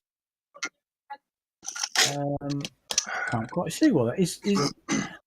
Like an explosion looks like? I'm just wondering, is that a volcanic eruption or something? It certainly looks like a volcano going off, doesn't it? Looks nice. Yeah. No, that's Nathan Oakley when he gets facts, when he encounters facts. That's what happens to his head. Oh, that's right. He doesn't like facts and figures, does he? Explodes. No, boom. Colin, what's the description say? What's somebody says strippers? Somebody says strippers on Saturn. What? No strippers on Saturn. Oh fuck! Oh damn it! It's a thunderstorm. Wow. Oh wow! A thunderstorm cell. Shout out to Stingray with 2 2 pounds. We don't even have pound sterlings, farmers. Really? We don't even have pound sterling, farmers. What pounds do we have then, Stingray? I own a pound sterling. Hmm. I've got it in my desk here. That's what the British unit of currency is. It's the pound sterling. It's sterling. I don't know. I'm not talking about Archer. I don't know, man. Look at the Chichen Itza. Is this scene from the ISS? I don't know. It looks too clear, man. The pyramid of Kulkulkan. Damn it! It's so close to the KKK thing. It actually has 3 Ks. But this is the pyramid of Kulkulkan. I don't see why that couldn't be taken from the ISS. I mean, they've got some very good cameras and some big ass lenses up there. So, I think it's too detailed, man. Go ahead. So an interesting story is I found an old £1 note. I remember them. Yeah, well, I was a bit young at the time. I think you were a little bit older than me, but I was in my teens anyway. And I found a £1 note behind my granddad's sofa in his garage, and it was almost pristine. And I noticed something about it. I took out a £5 note that I had, not the small ones today, but the bigger ones back then. Yeah. And I noticed that the £1 said, the £1 note said, redeemable, and it said £1 sterling. Yeah? Yeah. On my £5 note, some 15 years after this £1 note was printed, it simply said £5. Yes. And that got me interested, that did. And that's because the Bank of England would no longer back that for the weight in silver. Hence, we lost the sterling. Up until that point, you could have gone into the Bank of England and said, I want to redeem this for what it's worth. They would have had to give you sterling silver. Yeah. The American, when we were still on the gold standard or the silver standard later, we had silver and gold certificates, and they said the same thing, redeemable for its amount in gold or silver, depending on the bill. But later on, I looked into a lady that had gone in to try and redeem it for what it's worth. But by all intents, it's just a promissory note. It's just the convenience of having value somewhere else, but having it in this interchange format. Yes. And previous, if at the time of that £1 note being printed, you'd have gone into the bank, they'd have give you the proper silver value. Except a woman did it with a £10 note, and I read a story. I can't remember when it was. More than 10 years ago, less than fucking 25. And the only thing the bank could do to fulfill the redeem action was to give her a note of the same promissory value. That's the only thing that they could do. They could not give her anything else. So it's like you walked in there and say, I want to redeem this £10 note. They say, brilliant, here's another £10 note. And then you're just stuck in a fucking loop. Yeah. Probably gave her one that didn't say redeemable for the amount of silver. Oh no, she went in there without one that said that. It just says £10, and it's like, well, great, pounds is actual physical weight. What's this £10 of? Yes. Yeah, I think it's still officially termed pound sterling, but yeah, you're right. There's no link with silver anymore. Stingray, this image, obviously there's a little bit of distortion here, fisheye, because we see the arm of the ISS. But I don't think as much as to make the biggest curvature on the Earth, right? Oh no, I mean it's incredibly easy to see that the two. Yeah. All you've got to do is lens distortion is a 2D effect, no matter what some weird fucking fanatical religious flat-tards would say, or self-professed religious flat-tards would say. So it's a 2D effect. But even now, if you tell me what the lens that is, we can pull it into Photoshop, remove all lens distortion, and that boom arm and the solar panels become straight.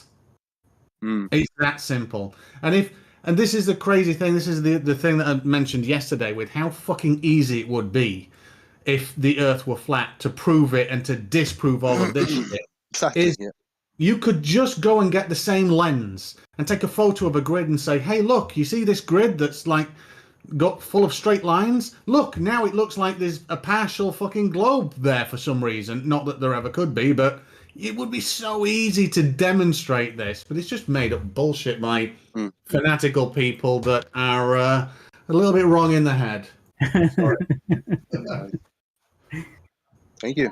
Master of the understatement. Appreciate it. This is another one very similar to the one I was just sharing. Almost identical. Yeah. Actually, this one got a little less distortion. Yes, there's not quite as much distortion there, is there? There is still a little bit going on, but you can see there's not enough to make that Earth curve. Right. You know, if you took the distortion away, the Earth's still bloody curved because obviously it is. Yeah. And I mean, the other thing that you could do, and I'm sorry to go on about this, it's just so fucking easy if you've got a brain, is you could go and have a look at the live ISS footage. You could have a look at its orbital fucking path.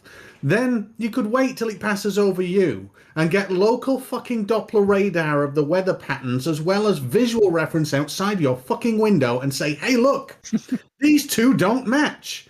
How easy would that be? But either they're incredibly fucking stupid, incredibly fucking disingenuous, or incredibly fucking lazy. But they are the only three options that I can think of why flat earthers don't actually do this. If you happen to live under the flight path of the ISS, tomorrow, in 14 hours, there is another spacewalk. And if you were so inclined and you happen to be in the right place on Earth, you could watch the live feed from the ISS, and when you and they always show you at some point there will be very clear images of the Earth. You can work out where they are in relation to you and look at the clouds. And that spacewalk will no doubt last many hours. They're usually 6 or 7 hours these days. Here is a somehow high quality image of this dude on a moon buggy on the moon. Oh, dude. What a bit of kit. I'm trying to remember which. It's obviously the 15, 16, or 17. What are these? Is this artifact of the camera? Did the camera do this, or Yes. this is a process after? Those lines are on a glass plate on the front of the camera, so that every photo taken with that camera has those lines on it. Is it Resso plate or something? I can't remember. But yeah, you'll see that on all of the photos taken with the cameras that the astronauts were using themselves on the moon surface will have those marks on. There's a plate that goes right over the film. You know what as close to the film plane as possible. What is this little triangle thing? This little that's I believe called a gnomon. Yeah, I think it's called a gnomon, and it was to allow them to make sure that when they're developing the photos, that the colours are represented properly. Because you can see there's a whole series of different colours on there, and this was all part of checking the quality of the photos and making sure that the colour representation was accurate and all the rest of it. It's like a grade card. Yeah. So yeah, now, if they were in an area where they knew they'd be taking lots of photos, they'd plunk that thing down and So now, if you see this, you don't see it now. If I maximize this, what I see over here is like a little astronaut, like fell down face first. Do you see it? Hold on. He fell down face first. Look, where is it? Oh, right here. See it right here? Look, face first, and this one leg stretched over here, and one leg like bent down over here, like the knee. You see it? Looks like somebody running. Let me see. Okay, let me find it again. You see, I found a little astronaut. No, go the other way. Go the other way. I found a little astronaut on the moon. Keep going. There you go. There he is. There he is. You see him now? Right here. Yep. Which, of course, it isn't, but that's what it looks like. No, that's definitely another astronaut, and we're just looking at a new phenomenon called fluospective. Yeah, a tiny astronaut on the moon. I found him. I discovered him. Like Eat your heart out, tiny captain. We've not face got- first. Probably the car run him over. The rover run him over. Probably. Damn, how did I see that with my flurf eyes? Yes. Is that on my? Is that implanted on my brain that I see shit like doing this pareidolia bullshit? You're, Is you're, you're implanted on me? clearly not quite decom whatever it is. The Yeah. whole flat Earth process. Yeah. Yeah. You know what I mean. I can't. Yeah. I think you know the word decompressed. Maybe something like that. Could be decompressed, deconverted, I don't know what. Deprogrammed, yeah. Deprogrammed, yeah. I can't remember which of the 3 missions that is. That might be 15. Mini-me. All right, let me go fast before somebody asks me what's wrong with that picture. Oh, 16. Okay. Follow 16. Okay. I'm too far now. Okay, here's the photo of the Earth. I'm just chilling over here, finding what all these flat earthers and people who deny the globe are unable to find. I'm just finding them all here in real time. Just all of them. Oh, there's no pictures and evidence of photographs of Earth from space. What is all of this that I'm being sharing today? You know, Stingray. What is all of this if it's not evidence and pictures of the Earth from space? Help them. Deprogrammed. Thank you, Robert Gillis. That's a good shot of the thickness of the atmosphere too. Yeah, shows you just how thin it is in relation to the Earth itself. Little blue haze around. Yeah, it's just a very, very in relation to the Earth, it's a very thin layer. Yep. It's good times, man. Good times to say there's no pictures of Earth from space. Yeah. Earth space, but you know, if you're flat Earth, CGI and aren't real, don't exist. Canada. The Canada arm. Yes, that was.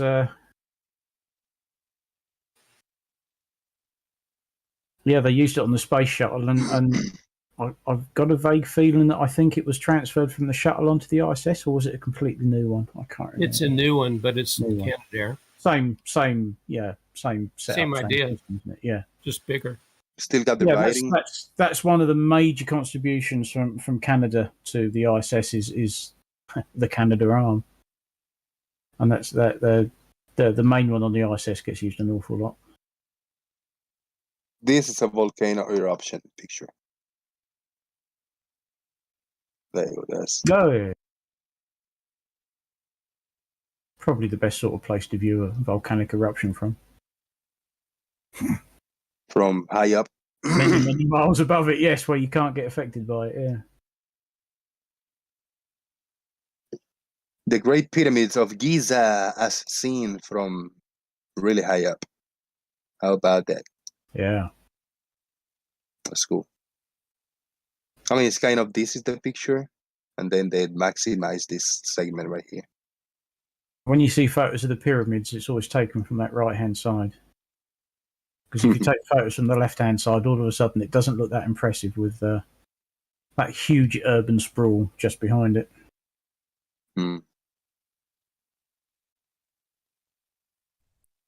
It's sort of like when you see the picture of that the iconic photo of San Francisco with the row houses lined up. Yeah. With that huge lawn in front. And you're not seeing over what's beyond that. There's a whole like parking lot and street and traffic. Those things aren't on a big lawn. There's a spot where everybody goes to take that picture where the lawn in the foreground just blends in right to the base of those houses.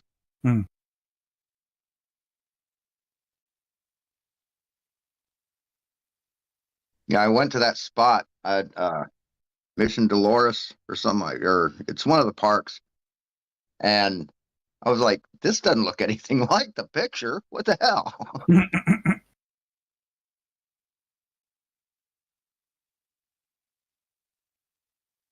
Oh, an artist rendition.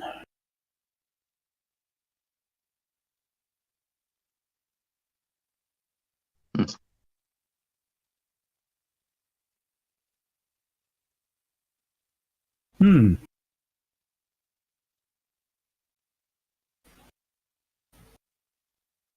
Okay, let's see how high quality this picture and if I can see in the visor the reflection. Uh-oh. What the hell? Oh no! What's Fucking that? What's that he's looking at? That big, abort! that big round thing. It's large and it's round. Fuck. Let's call it the ground. Well,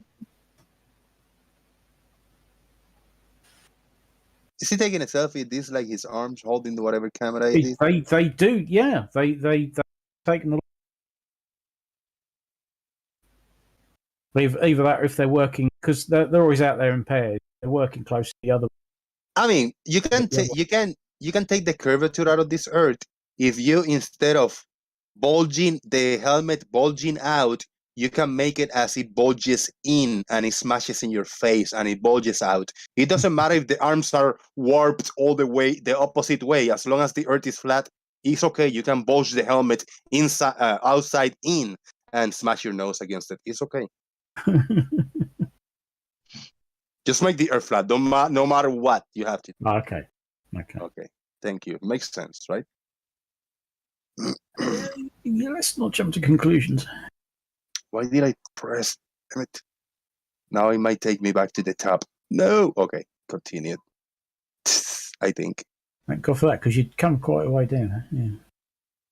Oh, you can see on the right hand side. Yeah, you've gone back to where you were. Yeah. Freak me out. Fucking, I wasn't going to scrolling again. Nah. I It's hate just when scrolling. You got it. that. Yeah. It does like a loading every 20 or 30 pictures. You know, like this. If I'm going through all the new Reddit posts on my phone and you accidentally press back too many times, to right back you to just the lose start. it. Yeah. No. Dude, do you see it? Look, let me scroll back up. Look how many pictures of Mars. Look. Mars at LR, LS, whatever, and a bunch of numbers. Look how many different pictures of Mars. Shitload of them. Yeah. And then other random stuff in between. Oh, there was another planet. There was a Death Star right here. Tethys. Is Tethys. Tethys. Tethys? No, Tethys. Tethys. Is the E sound? Tethys. It's is that Saturn, or is that one of Saturn's? Just call it Tethys. Okay. Titties. Okay, we'll call it Tethys. Thank you. Yeah, I've got a funny feeling that's Saturn, but I could well be wrong. Between Saturn and Jupiter, there's so many bloody moons, I can't remember all of them.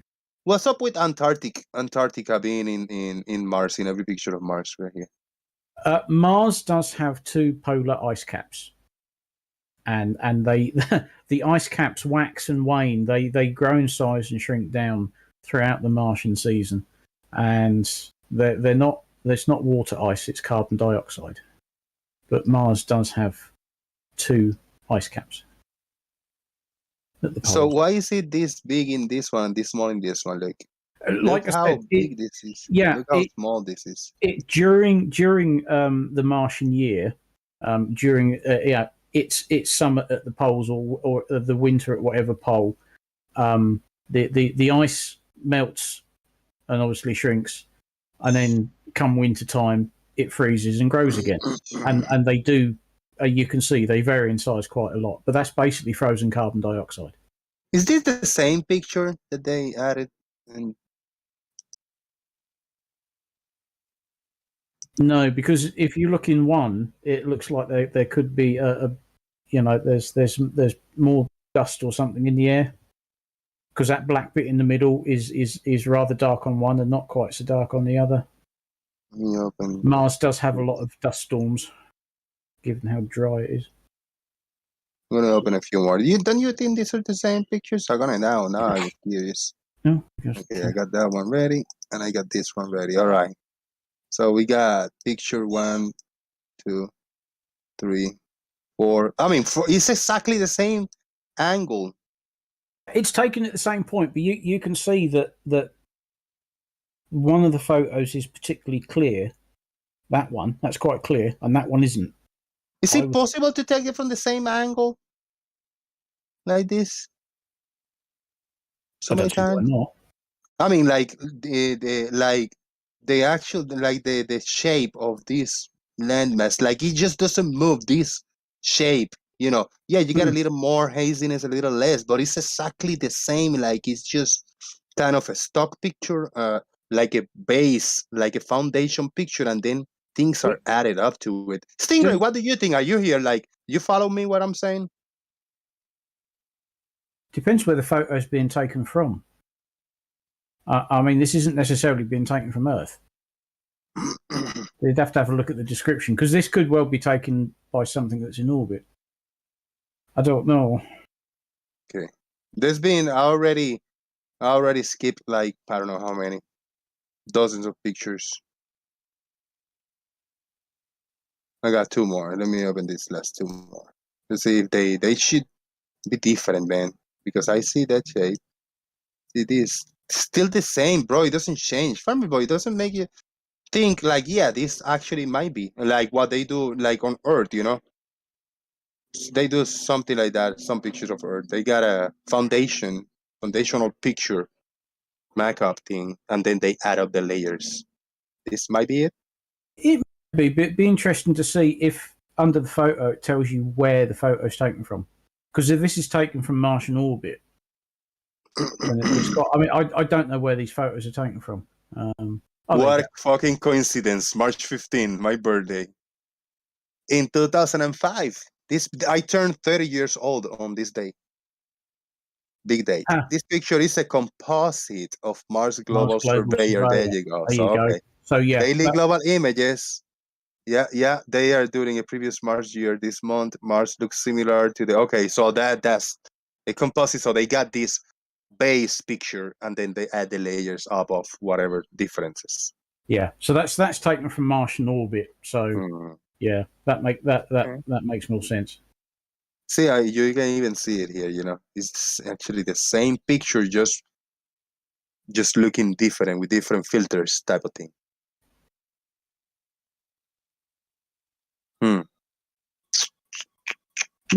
Interesting though. It shows the change in size of the ice cap. Mars is fake.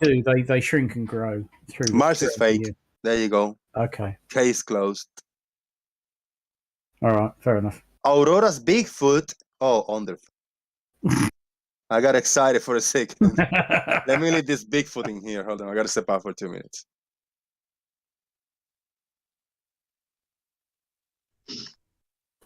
Obviously taken from on board the shuttle.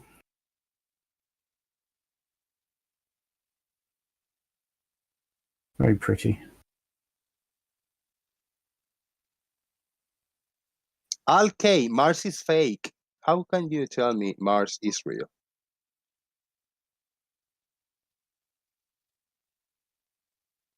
And a planet populated entirely by robots.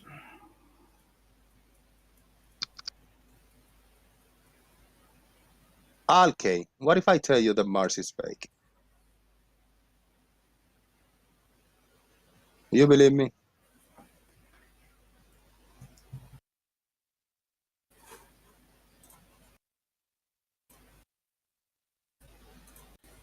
Oh, I've seen this picture before. Some kind of a shadow. Some kind of the shadow. What's going on here with this? Look at it. What is this? What's going on? Who can explain me this? Don't know. I don't think I've seen that one before. It was launched right after sunset. Or no, I think it was launched early morning. And it kind of flew up into the sun. Yeah. So what is the shadow in the bottom? What is the long shadow from like this rocket smoke till this object? I don't know. Is that the moon?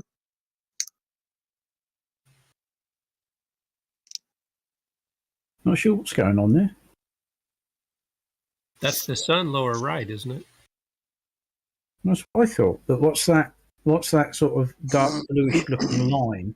Seems to be going from the sun up to the plume. I can't. Anybody in YouTube chat box might tell me, because I remember I seen this picture before and it was explained. Little mind blowing, but it was explained. I don't remember exactly what it is. Don't remember seeing. So for the sun, so here's a logical argument. You ready? On this picture? Yeah. For the Go ahead, sun not to be blown out, the iris would have to be incredibly closed and the shutter speed incredibly quick, which would actually mean that the rest of the image is darkened. Coupled with the fact that the rocket is illuminated from behind the camera, as we can clearly see up there, that is in fact blown out. That object down there on the bottom right is most certainly not the sun.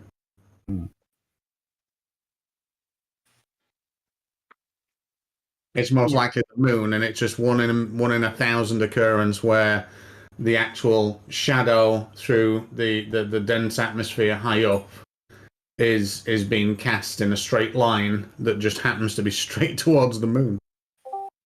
Mandevil says, and I quote, "That's the moon in the background. The sun is behind the camera, casting the shadow." Can you picture that? Yeah, that makes sense. Wait a minute, is that not exactly what I just said? Yeah, but in less words. I will try and use less words in future. It was a précis. Oh, sorry, a summary. It was the way you explained it. It was more difficult to understand, Stingray. Yeah, probably. You've got to remember your audience now. Come on.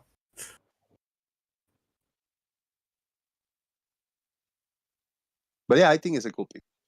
I like it. It's a cool pic, yeah. I don't understand what is shadow. What is what is this?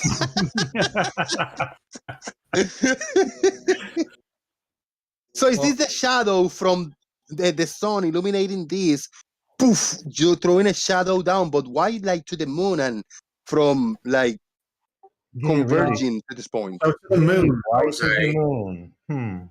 Yeah, so to the moon is a one in 1,000 chance that it do that, or it's 1 in a degree chance that it do that. Let's say. It just happens to be doing Yeah, it. which is quite unique. And the reason why it's just a long volume based shadow is the rocket has to pass through atmospheric layers, and it just so happens that on one of those layers was a dense enough segment of atmosphere or cloud that you could clearly see through, that can actually support the shadow. Well, that can actually, you can see volume shadows being cast on it, and it's probably just a small layer. So that rocket plume going up at some point passed through, let's say, 200 meters of atmosphere that you can see volume shadows in. And that's Well, I tend to disagree in a very rare occasion, because every full moon, bit after full moon, if you cast a shadow, it will look like this. Well, as Doofus points out, and the moon is on the other side. The sun rays are parallel, and the shadow will point to the moon every time. Well, the shadow actually goes past the moon. No, it actually No, it does. Ground. If you look, it does. It goes past the moon. It kind of does, yeah. I just think that it cuts above the moon, yeah, because guess what? Where there is moon, there is no shadow. Is there a description of this photo, Jose? Yeah, probably is. It's busting my balls over here without reading this. Let me read. Woo! Look at that. What is the plume extending upward? Is the top of the plume brighter at the bottom? Why are the other questions? Examine the picture carefully. Look at the high resolution version if you want to. February 7. The plume is the pillar of smoke and the steam left behind the solid rocket boosters. If you can see a very bright dot in the top of the column of smoke, which is the flame still visible at the base of the rocket boosters. Okay. Why is the top part of the plume brighter? No. I don't care about that. What is the bright object? In the lower right hand side, sunlit face of the moon, which has already risen above the eastern horizon. What is the dark feature cone shape feature extending downwards and eastward from the pillar of smoke? It is its shadow, known as the Virgin effect, not uncommon when launches are around sunrise or sunset. The shadow exists in the air because there are aerosol particles in the air that reflect and scatter sunlight everywhere except the sunlight is being blocked by the pillar of smoke. Thus, the part of the sky appears darker. Why does the shadow point at the moon? Because the launch took place on the evening of a full moon. Any shadow cast will have to appear to end at the moon since the Earth, moon, and sun were naturally in alignment. Remember, you're looking eastward at the moon and the sun is above and beyond you in this perspective. Perspective. Woo! Right. Well done, Jose. Well done. I kind of read the what was needed to be read. Yep. Nay. Very cool. Very cool picture. Yes. There you go. Very cool. So Yeah, what does Gary more. say? What does Gary say? The part you didn't read. Why is the upper part of this plume brighter and the bottom is darker? What did I do? Because the sun has already set and it's flying up into the sun. Only can happen on a curved Earth. A curved rotating Earth. This is the with the context. The picture that I posted, but this is with context. Jose, Very cool. You know, the full picture actually includes the ground as well. Really? Yeah. Oh, I did. Yeah. Yeah, I don't know what the full picture might be. There you go. Oh, Oh, shit. Fucking hell. There you go. How about that? Beautiful. Thank you, Stingray. Beautiful. Well, you didn't tell me this before. I would have been looking at the cones, like ignoring everything happening up here. I'd be talking about this stop sign and the cones, man. That's how we do it. That's how flat earthers do it over here, man. You know what I mean? Yeah. Look at the stuff that has absolutely nothing to do with Look it. over here. Look over here. But Ignore look the man at behind the this, curtain. right? No. Look over here. Yep. Ignore the man behind the curtain. Look over here. Shout out to Marcus Dresden. Thank you, Marcus. Oh, he wasn't winding again, was he?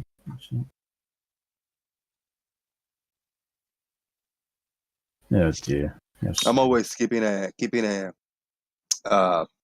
peripheral vision on the chat box. My peripheral vision is always looking at the chat box. Yeah, I'm always looking at the wrong bloody screen. A moment frozen in time.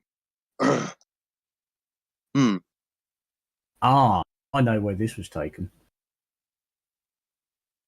That's the sun seen from the surface of Mars, I believe. What? Fairly certain I've seen this one before. You think so? I think so. Rover, yeah. Yeah. Look, Mars exploration rover. How about that? Yeah. It's a mosaic of images pieced together, but it's basically, sunset or sunrise from the Martian surface.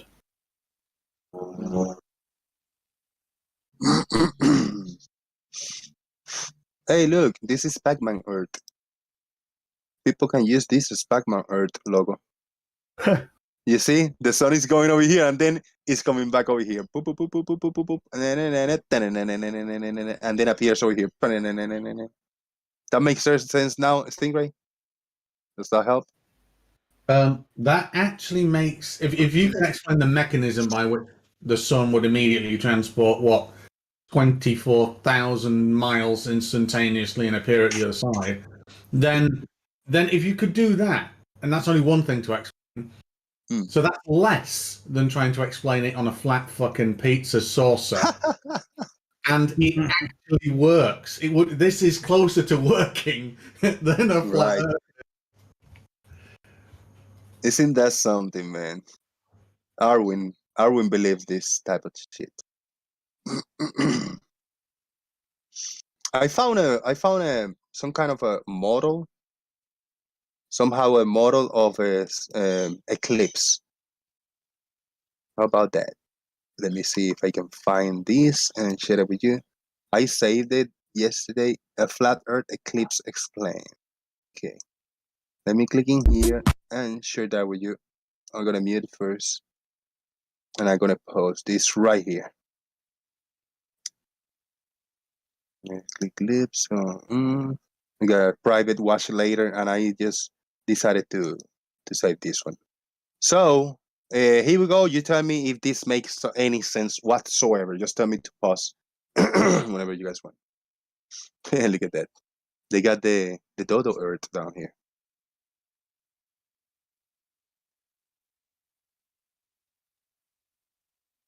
I don't know why this kind of circle around the sun and this moon. But I just thought about you, Stingray. I said, like, I don't know. They might have something. Yeah, that's just showing the transition between the tropics. I'm predicting that at some point the sun and the sun's going to catch up with the moon, and then the moon's somehow going to pass in front of the sun. Yeah. Now, there's a problem. So just pause it, Jose, because there's and we've got two breasts, but there's a problem. Hey. Well, there's ass as well if you look close enough. But there's one of the issues here is they've got those circles as a way to transition between the tropics. As a mechanism. It's like saying, oh well, the sun is going around this circle, and then this circle is going around. The problem is that the motion of that circle doesn't actually match the transitional motion when the sun changes angle through the tropics. It really doesn't. So it's off to a bad start there. And this would also mean that we only get two. Yeah, we'd only get two every year. Yeah, man. We get two every year. So many problems. Yeah. And look at the end now. Farmer's Boy, have you seen this before? No. Of course they're going to overlap at a point and one going to go above the other one. Oh, look at that. There we go. Look at that. Let me get it closer to you, sir. Do you know there's a technical term for this? And it's called bollocks. Yeah, it's called bullshit. It's bollocks, bullshit, whatever you want to term it. That's just utter guff. I mean, for that moon to be turning around like that means that we would see all of the moon at some point, and that people somewhere on Earth would see one face of the moon, and somebody somewhere else would see a different face, and it's just utter bollocks. Isn't that something? You got to hand it to them, though. They're the same altitude. Well, that would suggest that they must be fairly close to each other to be able to for the moon. Remember that day the sun and the moon collided? That was terrible. No. I do remember the day that they phased through each other, so maybe that helps. Oh, so they're not real. They're just. What does Pete say? They're reflections. Yes, I have a challenge for y'all. I have a challenge for y'all. Big child, I got to mute for a second.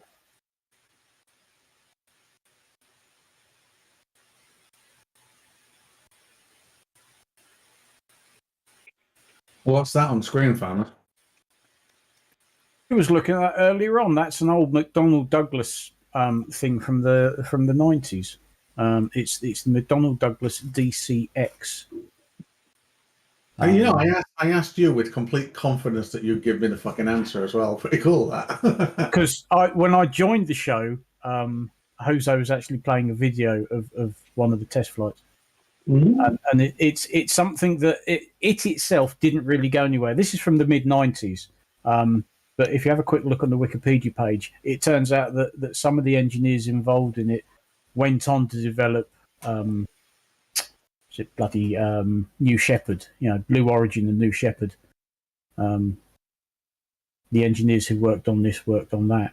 But yeah, this didn't really seem to go anywhere. They developed it. They performed several test flights. It all seemed to work very well, and that was it. Looks like the Razorback. It does a bit, doesn't it? Yeah. Yeah. Same shape. Yeah. It flew between 1993 and 1996. 12 launches, 8 successful ones. We're just Okay, I'm ready. I got a challenge for you. We got Mikey Smith horizontally opposed, and he say trains prove flat Earth. Let's hear from Mike himself. How trains prove flat Earth? Oh, that Mikey Smith! Oh my God! Oh no! All right, let's play this. I might have said a bit. Here we go. Hold on, let me refresh. Pause it. I usually click loop so we don't get a next video. But here we go. okay, guys. We're just recording this train just crossing the road, and I just want to point something out: how flat and level it is. This is what it's like here in Saskatchewan. You can see trains coming and going for miles and miles and miles and miles. Yeah. You guys let me know. Pause or here. Say something and I'll get back at you. Mikey Smith. I can do that in parts of the UK, where it's, the terrain is really quite flat. Yeah. Well, I like the part where he zooms in with the camera or a telescope and is able to see the station that it's from 100 miles away, really easy. Oh wait, no, that never fucking happens.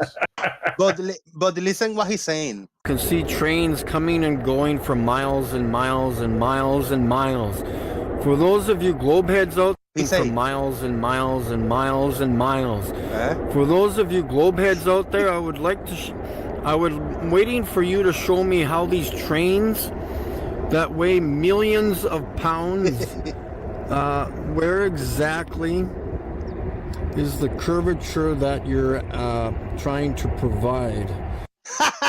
What is the weight of the weight of the train have to do with the curvature of the Earth? No. I just mind blown because he cannot get this question. I'm gonna have to just go back a few seconds. I want to hear the question. Like, can you ask your question again, sir? Millions of pounds. Waiting for you to show me how these trains that weigh millions of pounds. Where exactly is the curvature that you're trying to provide? Are you trying to provide curvature? Anybody's trying to provide curvature? No. No. Is that millions? Is that millions of pounds sterling? Yeah. No, they're Egyptian pounds. Yeah. Oh, so okay. is anybody trying to provide curvature here? No, nobody. Because here he's is trying to asking provide for curvature. us to give him the curvature that we're trying to provide. And when he says he can see for miles and miles and miles, can he see further than, say, I don't know, 4 or 5 miles? Miles and miles. Does he know how many miles and miles and miles he can actually see? Because I bet he can't even see into double figures. I think the last time I provided Mikey Smith with some evidence, he blocked me on his YouTube channel. That sounds about right. Yeah. He's just another dishonest piece of crap. Yeah. He's not the full shilling. Easy. But does he know that the Earth is huge? Yeah, I mean, how curved do they think that the Earth is supposed to look? I don't you know. draw a circle. You draw a circle that's 4,000 units in radius, and then take a 250 unit section out of that arc. It looks flat.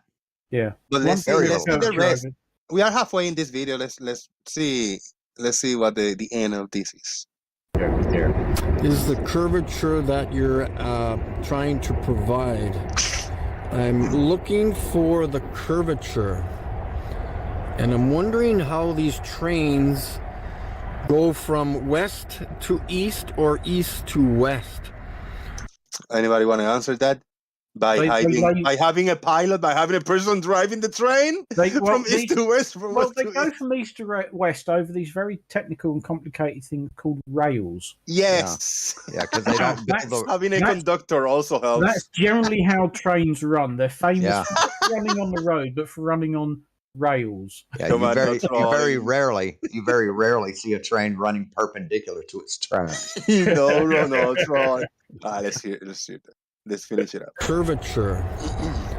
And I'm wondering how these trains go from west to east or east to west over your supposed curvature of your curvaison.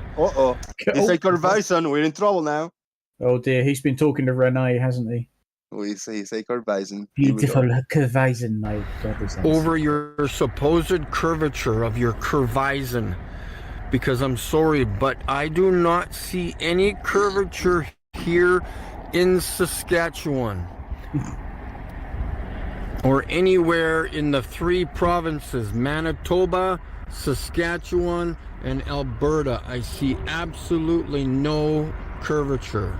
Well, all right. Canada needs to folks. Keep dreaming about the curve. Canada needs to get with a picture because there's curvature everywhere. I guess except for Canada. You guys are in trouble. I love the way he says. He mentions 3 states. You can't see curvature in so-so.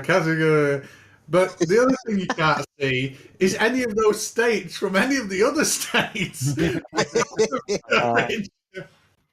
Yeah. Let's see Alberta from Saskatchewan. Let's hear the shout out. Let's hear the state shout outs. 3 provinces, Manitoba, Saskatchewan, and Alberta. I see absolutely no curvature. There you go.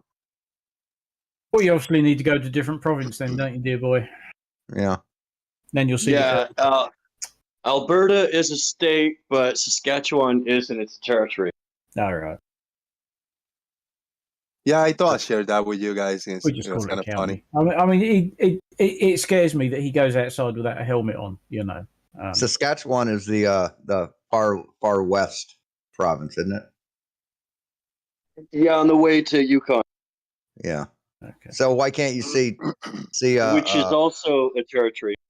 Right. So you can't see the east coast, the eastern province from the western province. You should be able to, at least that.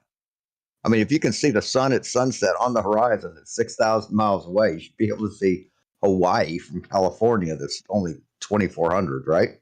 What the hell is that all about? Who is Ebron? Ebron. Anybody heard that flat earther name? No. Doesn't ring any bells. I found this and I listened to it and I was laughing. This guy is a meme. He's a meme parrot. Not this guy. This guy is kind of an interviewer and some Ebron guy called explaining the flat earth. And he's just I was so annoyed because this guy want to know how is the earth flat? How things work on a flat earth? And this other flat earther guy come in telling memes and how things don't work in a globe and how things. He said, think about this. Do you think this works in a globe? And he tell a bunch of memes and he repeats things. Hilarious stuff. I'm going to mute myself for a minute.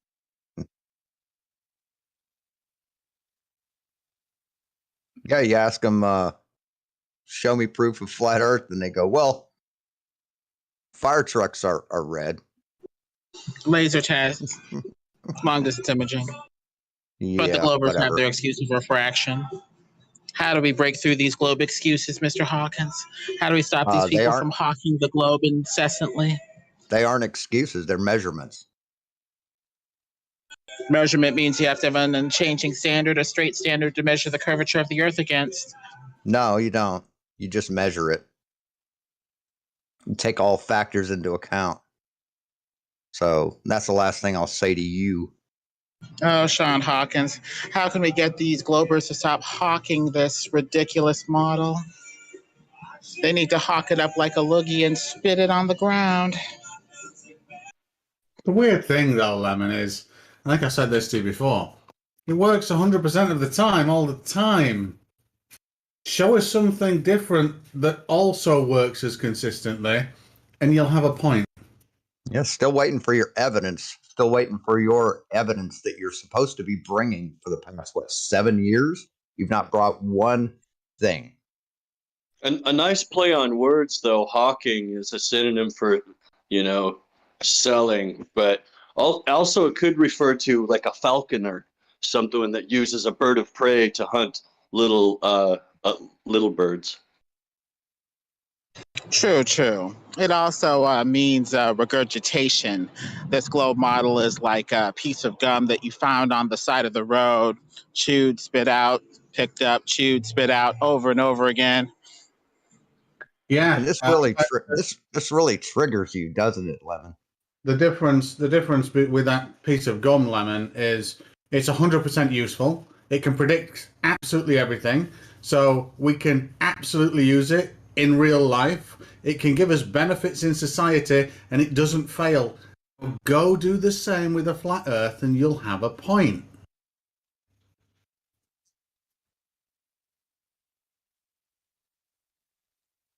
I mean, the Bible clearly states that there's talking donkeys and snakes talk. Show us those, and we'll believe your Bible. I mean, What's we have happening birds that can talk like a toucan or a parrot. It's not too much of a jump to say that another similar animal could do it like a donkey. I mean, that's kind of believable. Lemon bird. So snakes. Are you seeing my screen? Snakes are I'm just trying parrots? to cut. I'm just trying to cut this conversation. It makes no fucking sense whatsoever. Lemon bird, do you see my screen or not?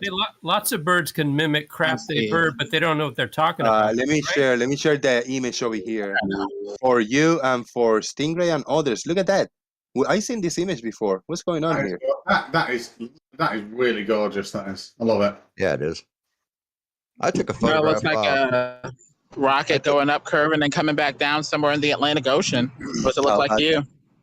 I took a photo similar to this with a plane that was going overhead. It was flying, and you couldn't see the contrail that it was leaving was in shadow. Can we talk about this one? It was in light. Yeah, it looks exactly like it should look, Lemon, with a rocket and a trajectory that is ever increasing in altitude, like I've shown numerous times. Now, if you want to claim some weird thing without evidence that is just conjecture in your opinion based on your radical belief of ancient man's scared fucking interpretation of thunder, light, and the world around them, so be it. But again, bring evidence and you'll have a point. This is just another case of flat earthers thinking that things actually get physically lower in altitude when they go away from you. Yeah, let's hear Lemon. What do you think? Do you think you still insist in that's what it looks like, a rocket taking off and just landing back down somewhere? Yeah, curving to avoid the firmament and eventually coming back down in the Atlantic Ocean or something. What do you see, Jose? You know what's funny, Lemon? You always come with your hallway bullshit, but when you see it right in front of your eyes, you think something is coming down. But I agree with Lemon that it does look like that. It looks like a rocket taking off, a time lapse of a rocket taking off and appears to go and land down somewhere. But then when we see the actual rockets, when we see the real-time videos, when we see other people in other parts of the world, hundreds of miles away from this place, in the other side, recording a rocket, when they see it up high in the sky and going all the way across the sky and appear to go down, other people a few hundred miles away, they're still kind of keep following this rocket, and it's just not coming back down where it appears to be coming down. Yeah. It's still the same height, very high up in the sky as is in the higher point where from your perspective. What do you think when you see that? You could also hold on. I asked Lemon, please. Okay. What do I think? I think that we have a rocketry graveyard in the Atlantic Ocean because this stuff is coming back down in some way or fashion.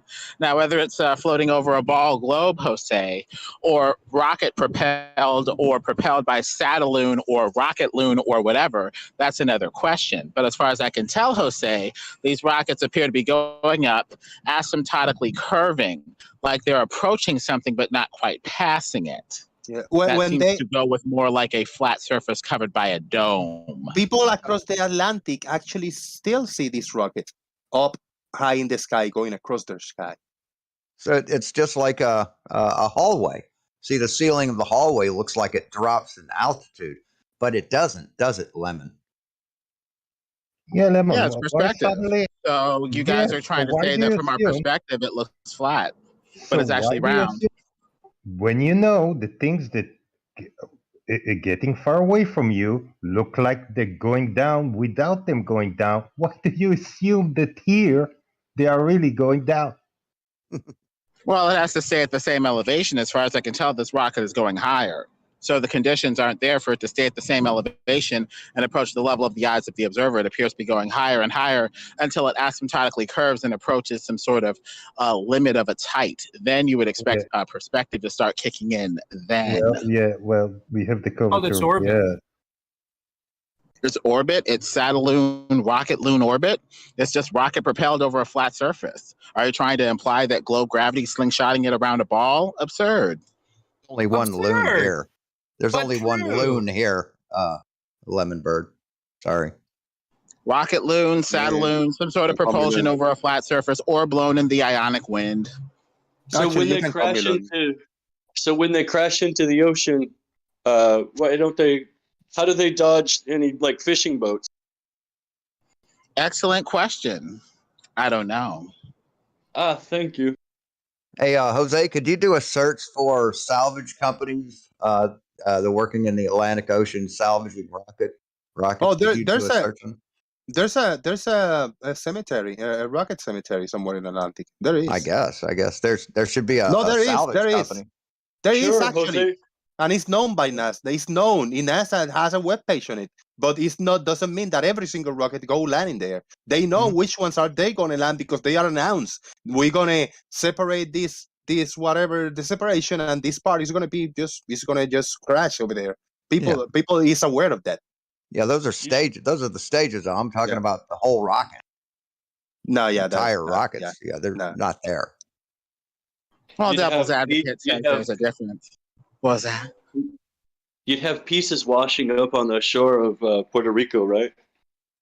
Yeah. I mean, they're filled with helium, right? So they should float on the water, correct? I mean, they're balloons. They should float.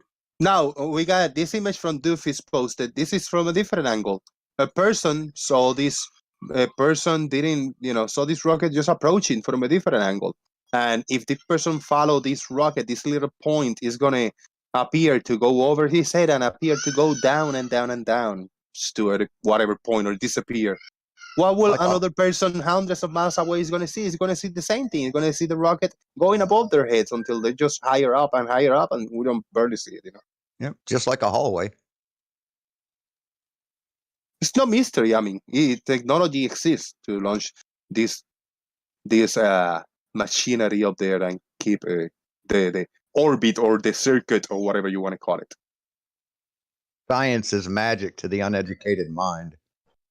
Well, any sufficiently advanced magic is indistinguishable from science. Satanists like Jack Parsons appear to be invoking very dark entities for their rocketry, their knowledge, or whatever the hell they're doing. So it looks like magic and technology are merging, especially with that weird opening ceremony at Goddard Tunnel for the, the 666.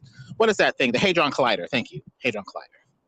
So 666 is a number of a man, right? Not of a thing or an angle or a speed or a distance, right? It's the number of a man, right? All right, there you are. Now talking about and length and distances and angles. This is what we're talking about, and I'm sorry I tried to cut like that because I don't want this to be just obfuscated like that and just going in tangents all over the place. Stingray is presenting exactly what we are talking about, and that's what I like. Following up. Now, Lemonbird, I'm going to watch the Stingray already presenting for YouTube. I'm going to watch his stream, and let's see what he got. You're already there. Yeah, so for everybody that watches this is my, I need to call it Dipshit Alley or something. So this is for concepts that just flat earthers really don't get. So this line is ever increasing. It gains in altitude and never drops back down. But looking at it from our perspective, it appears to drop down. But in fact, if we back away and have a look at it, it does nothing except leave this surface and keep gaining in altitude. And these are my other examples of how people just don't understand shit. But yes, that's the rocket launch. There we go. It's not Actually look almost exactly as the one image we had here. Oh, perfectly, exactly. But yes, flat earthers need to be dishonest. They need to make up shit, and they need to say whatever with no evidence and just commit to it fully in order to believe with their fundamental system of ignoring science. You don't like, I think Lemonbird is not a big fan of yours, Stingray, because you bring more of a concrete, visuals and more of a solid evidence to the table. You don't like that, Lemon, eh?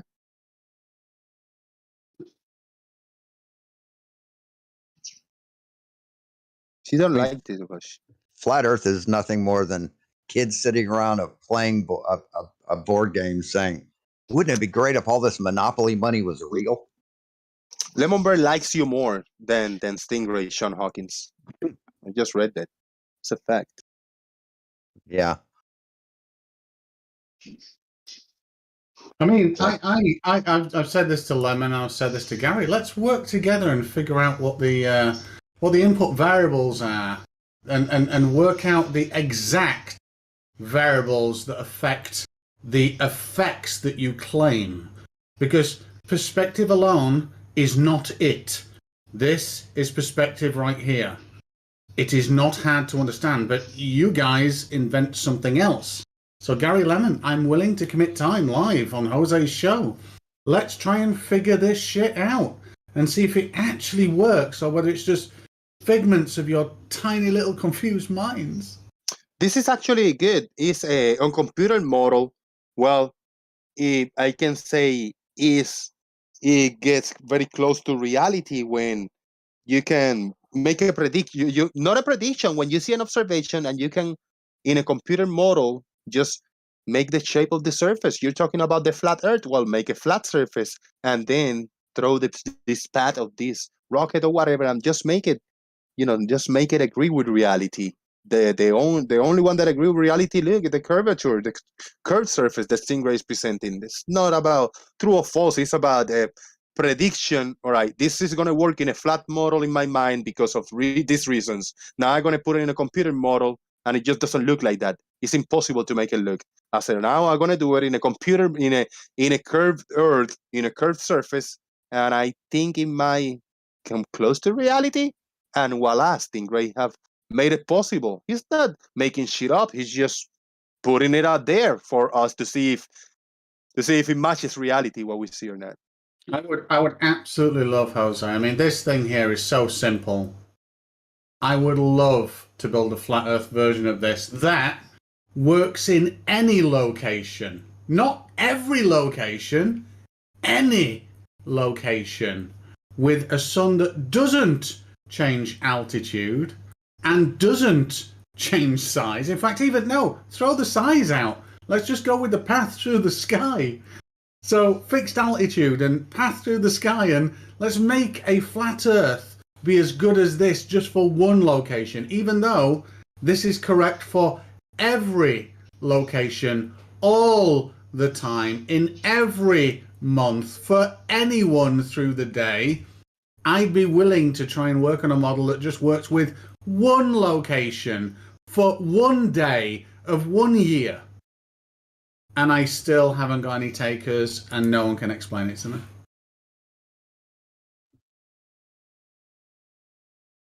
Oh well. Oh well. Shout out to Doofy's. That's a cool image Doofy's posted there. A GIF.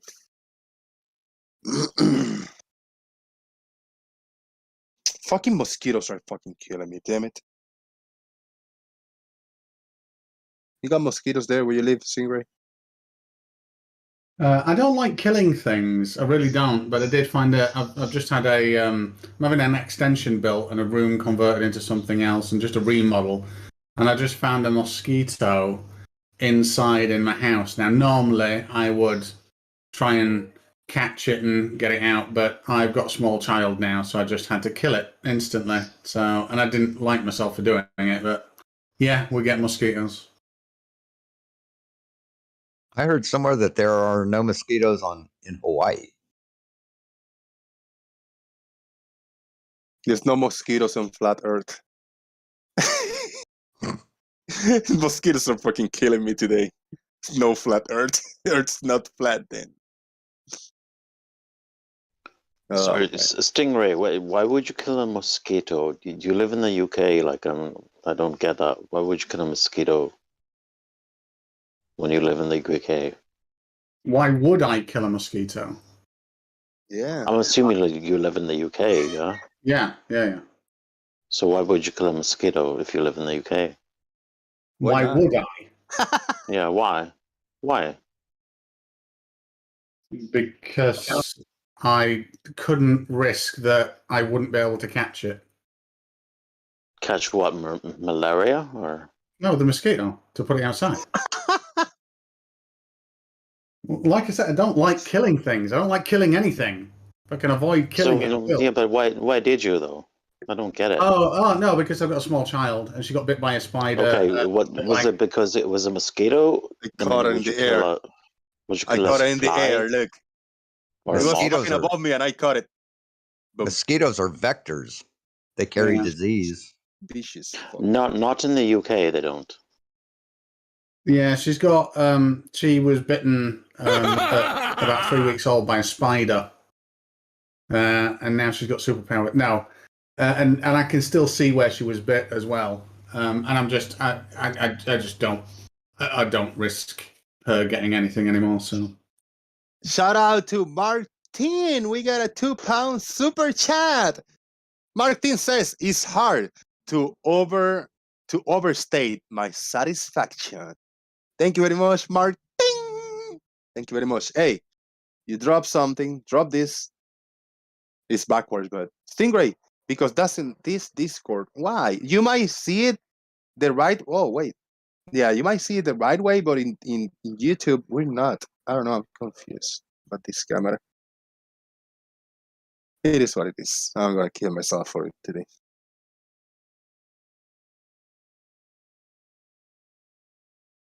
Do you like my mini metal Earth? The rumbling Earth. Look how it sounds. Rumbling Earth.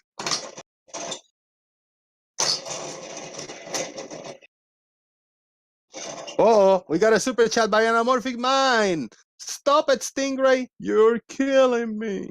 Thank you very much. I have a question for Stingray. Uh-oh. Stingray, I want you to model 2 different phenomena on the flat Earth and make it work. So that didn't sound like a question. Yeah, really. In a way something more like a command. Like a command. Yeah. And is more like a question. Will you please model 2 separate, distinct phenomena that can be answered on the globe in a flat Earth model? That's also not a question, more of a favor now. Will you is a question. You think that was a question, Stingray, or more, or like a favor? It's a question because this time I can say, no, Chris, I won't. Damn. Can you believe that, Lil? Oh, come on, Stingray. You know you can do it. Do the polar rotations and Coriolis effect on the flat Earth.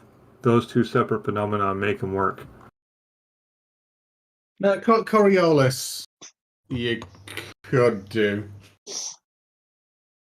With a magic ether field that's rotating at different speeds, for some reason is rotating very slow around the poles, which would also have to cover more distance, oddly. Actually, no, that obviously then wouldn't work. Shit. Now for that. Okay, I'll give you one phenomenon. The polar rotations. Do it, Stingray. Do it now. Not now, just whenever you can get it to work. I want to see it. Yeah, I my time's quite expensive, and there isn't the money available in the flat Earth community to get me to try and work that stuff out, because it would just be an endless money pit. And to be honest, that's why do you think no flat Earthers ever done this? Well, if it's an endless money pit, you should be able to have an endless money supply then, right? But unfortunately, I don't know whether you've noticed, but these flat earthers aren't, on average, aren't the most successful people on the planet. So no, they don't have the finances available to invest in anything like this. Get FE Core to help. This looking at myself right here, is slightly strange. Looks like, because it looks like more like my real me. Because when I got this camera on, I'm usually like leaning a little bit like this. So then this forced perspective made my head bigger than my body, right? I mean, it happens. Now this one being more of a little sideways, little further away, make it look more of a evenly, like I don't have a giant face in top of my shoulders. Looks more normal.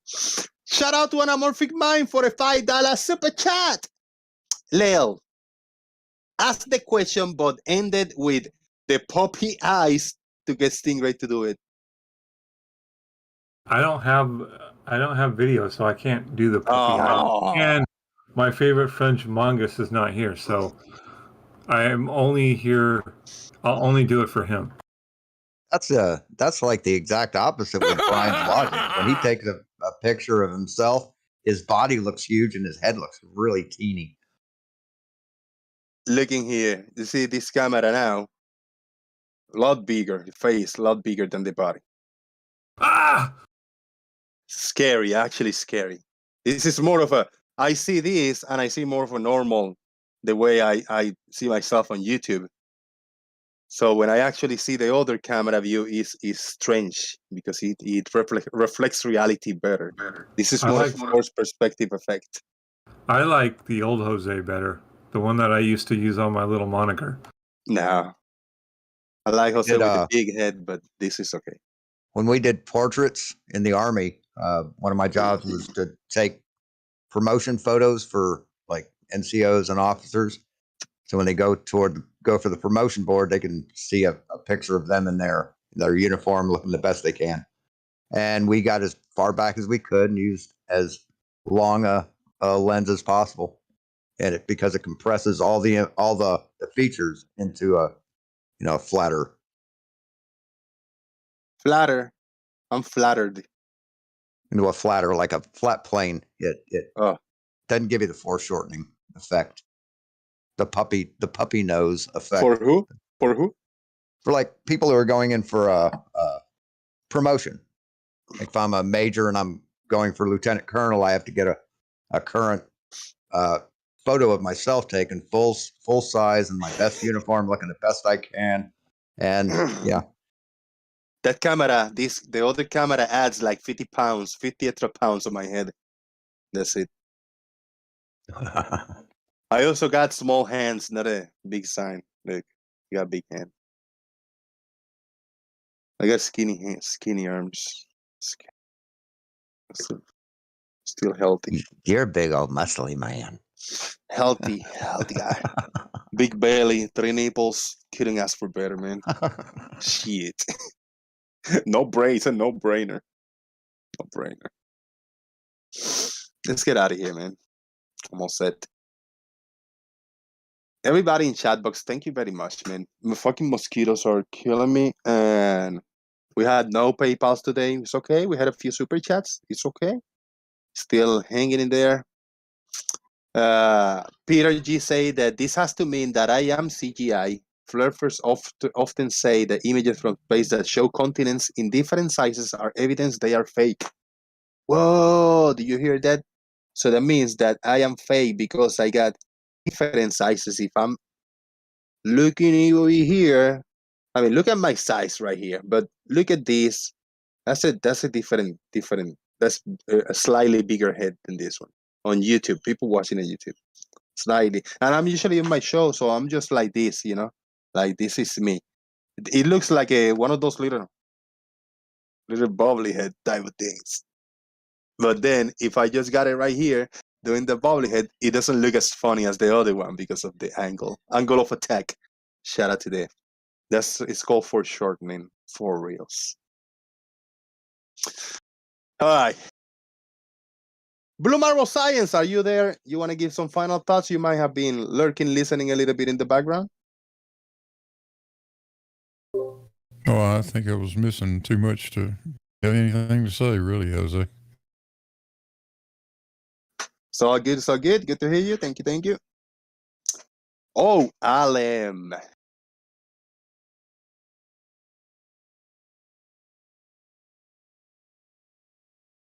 No. Flip flop. Oh no, wait.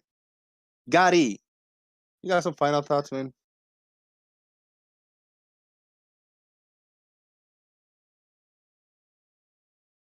How about Grubus?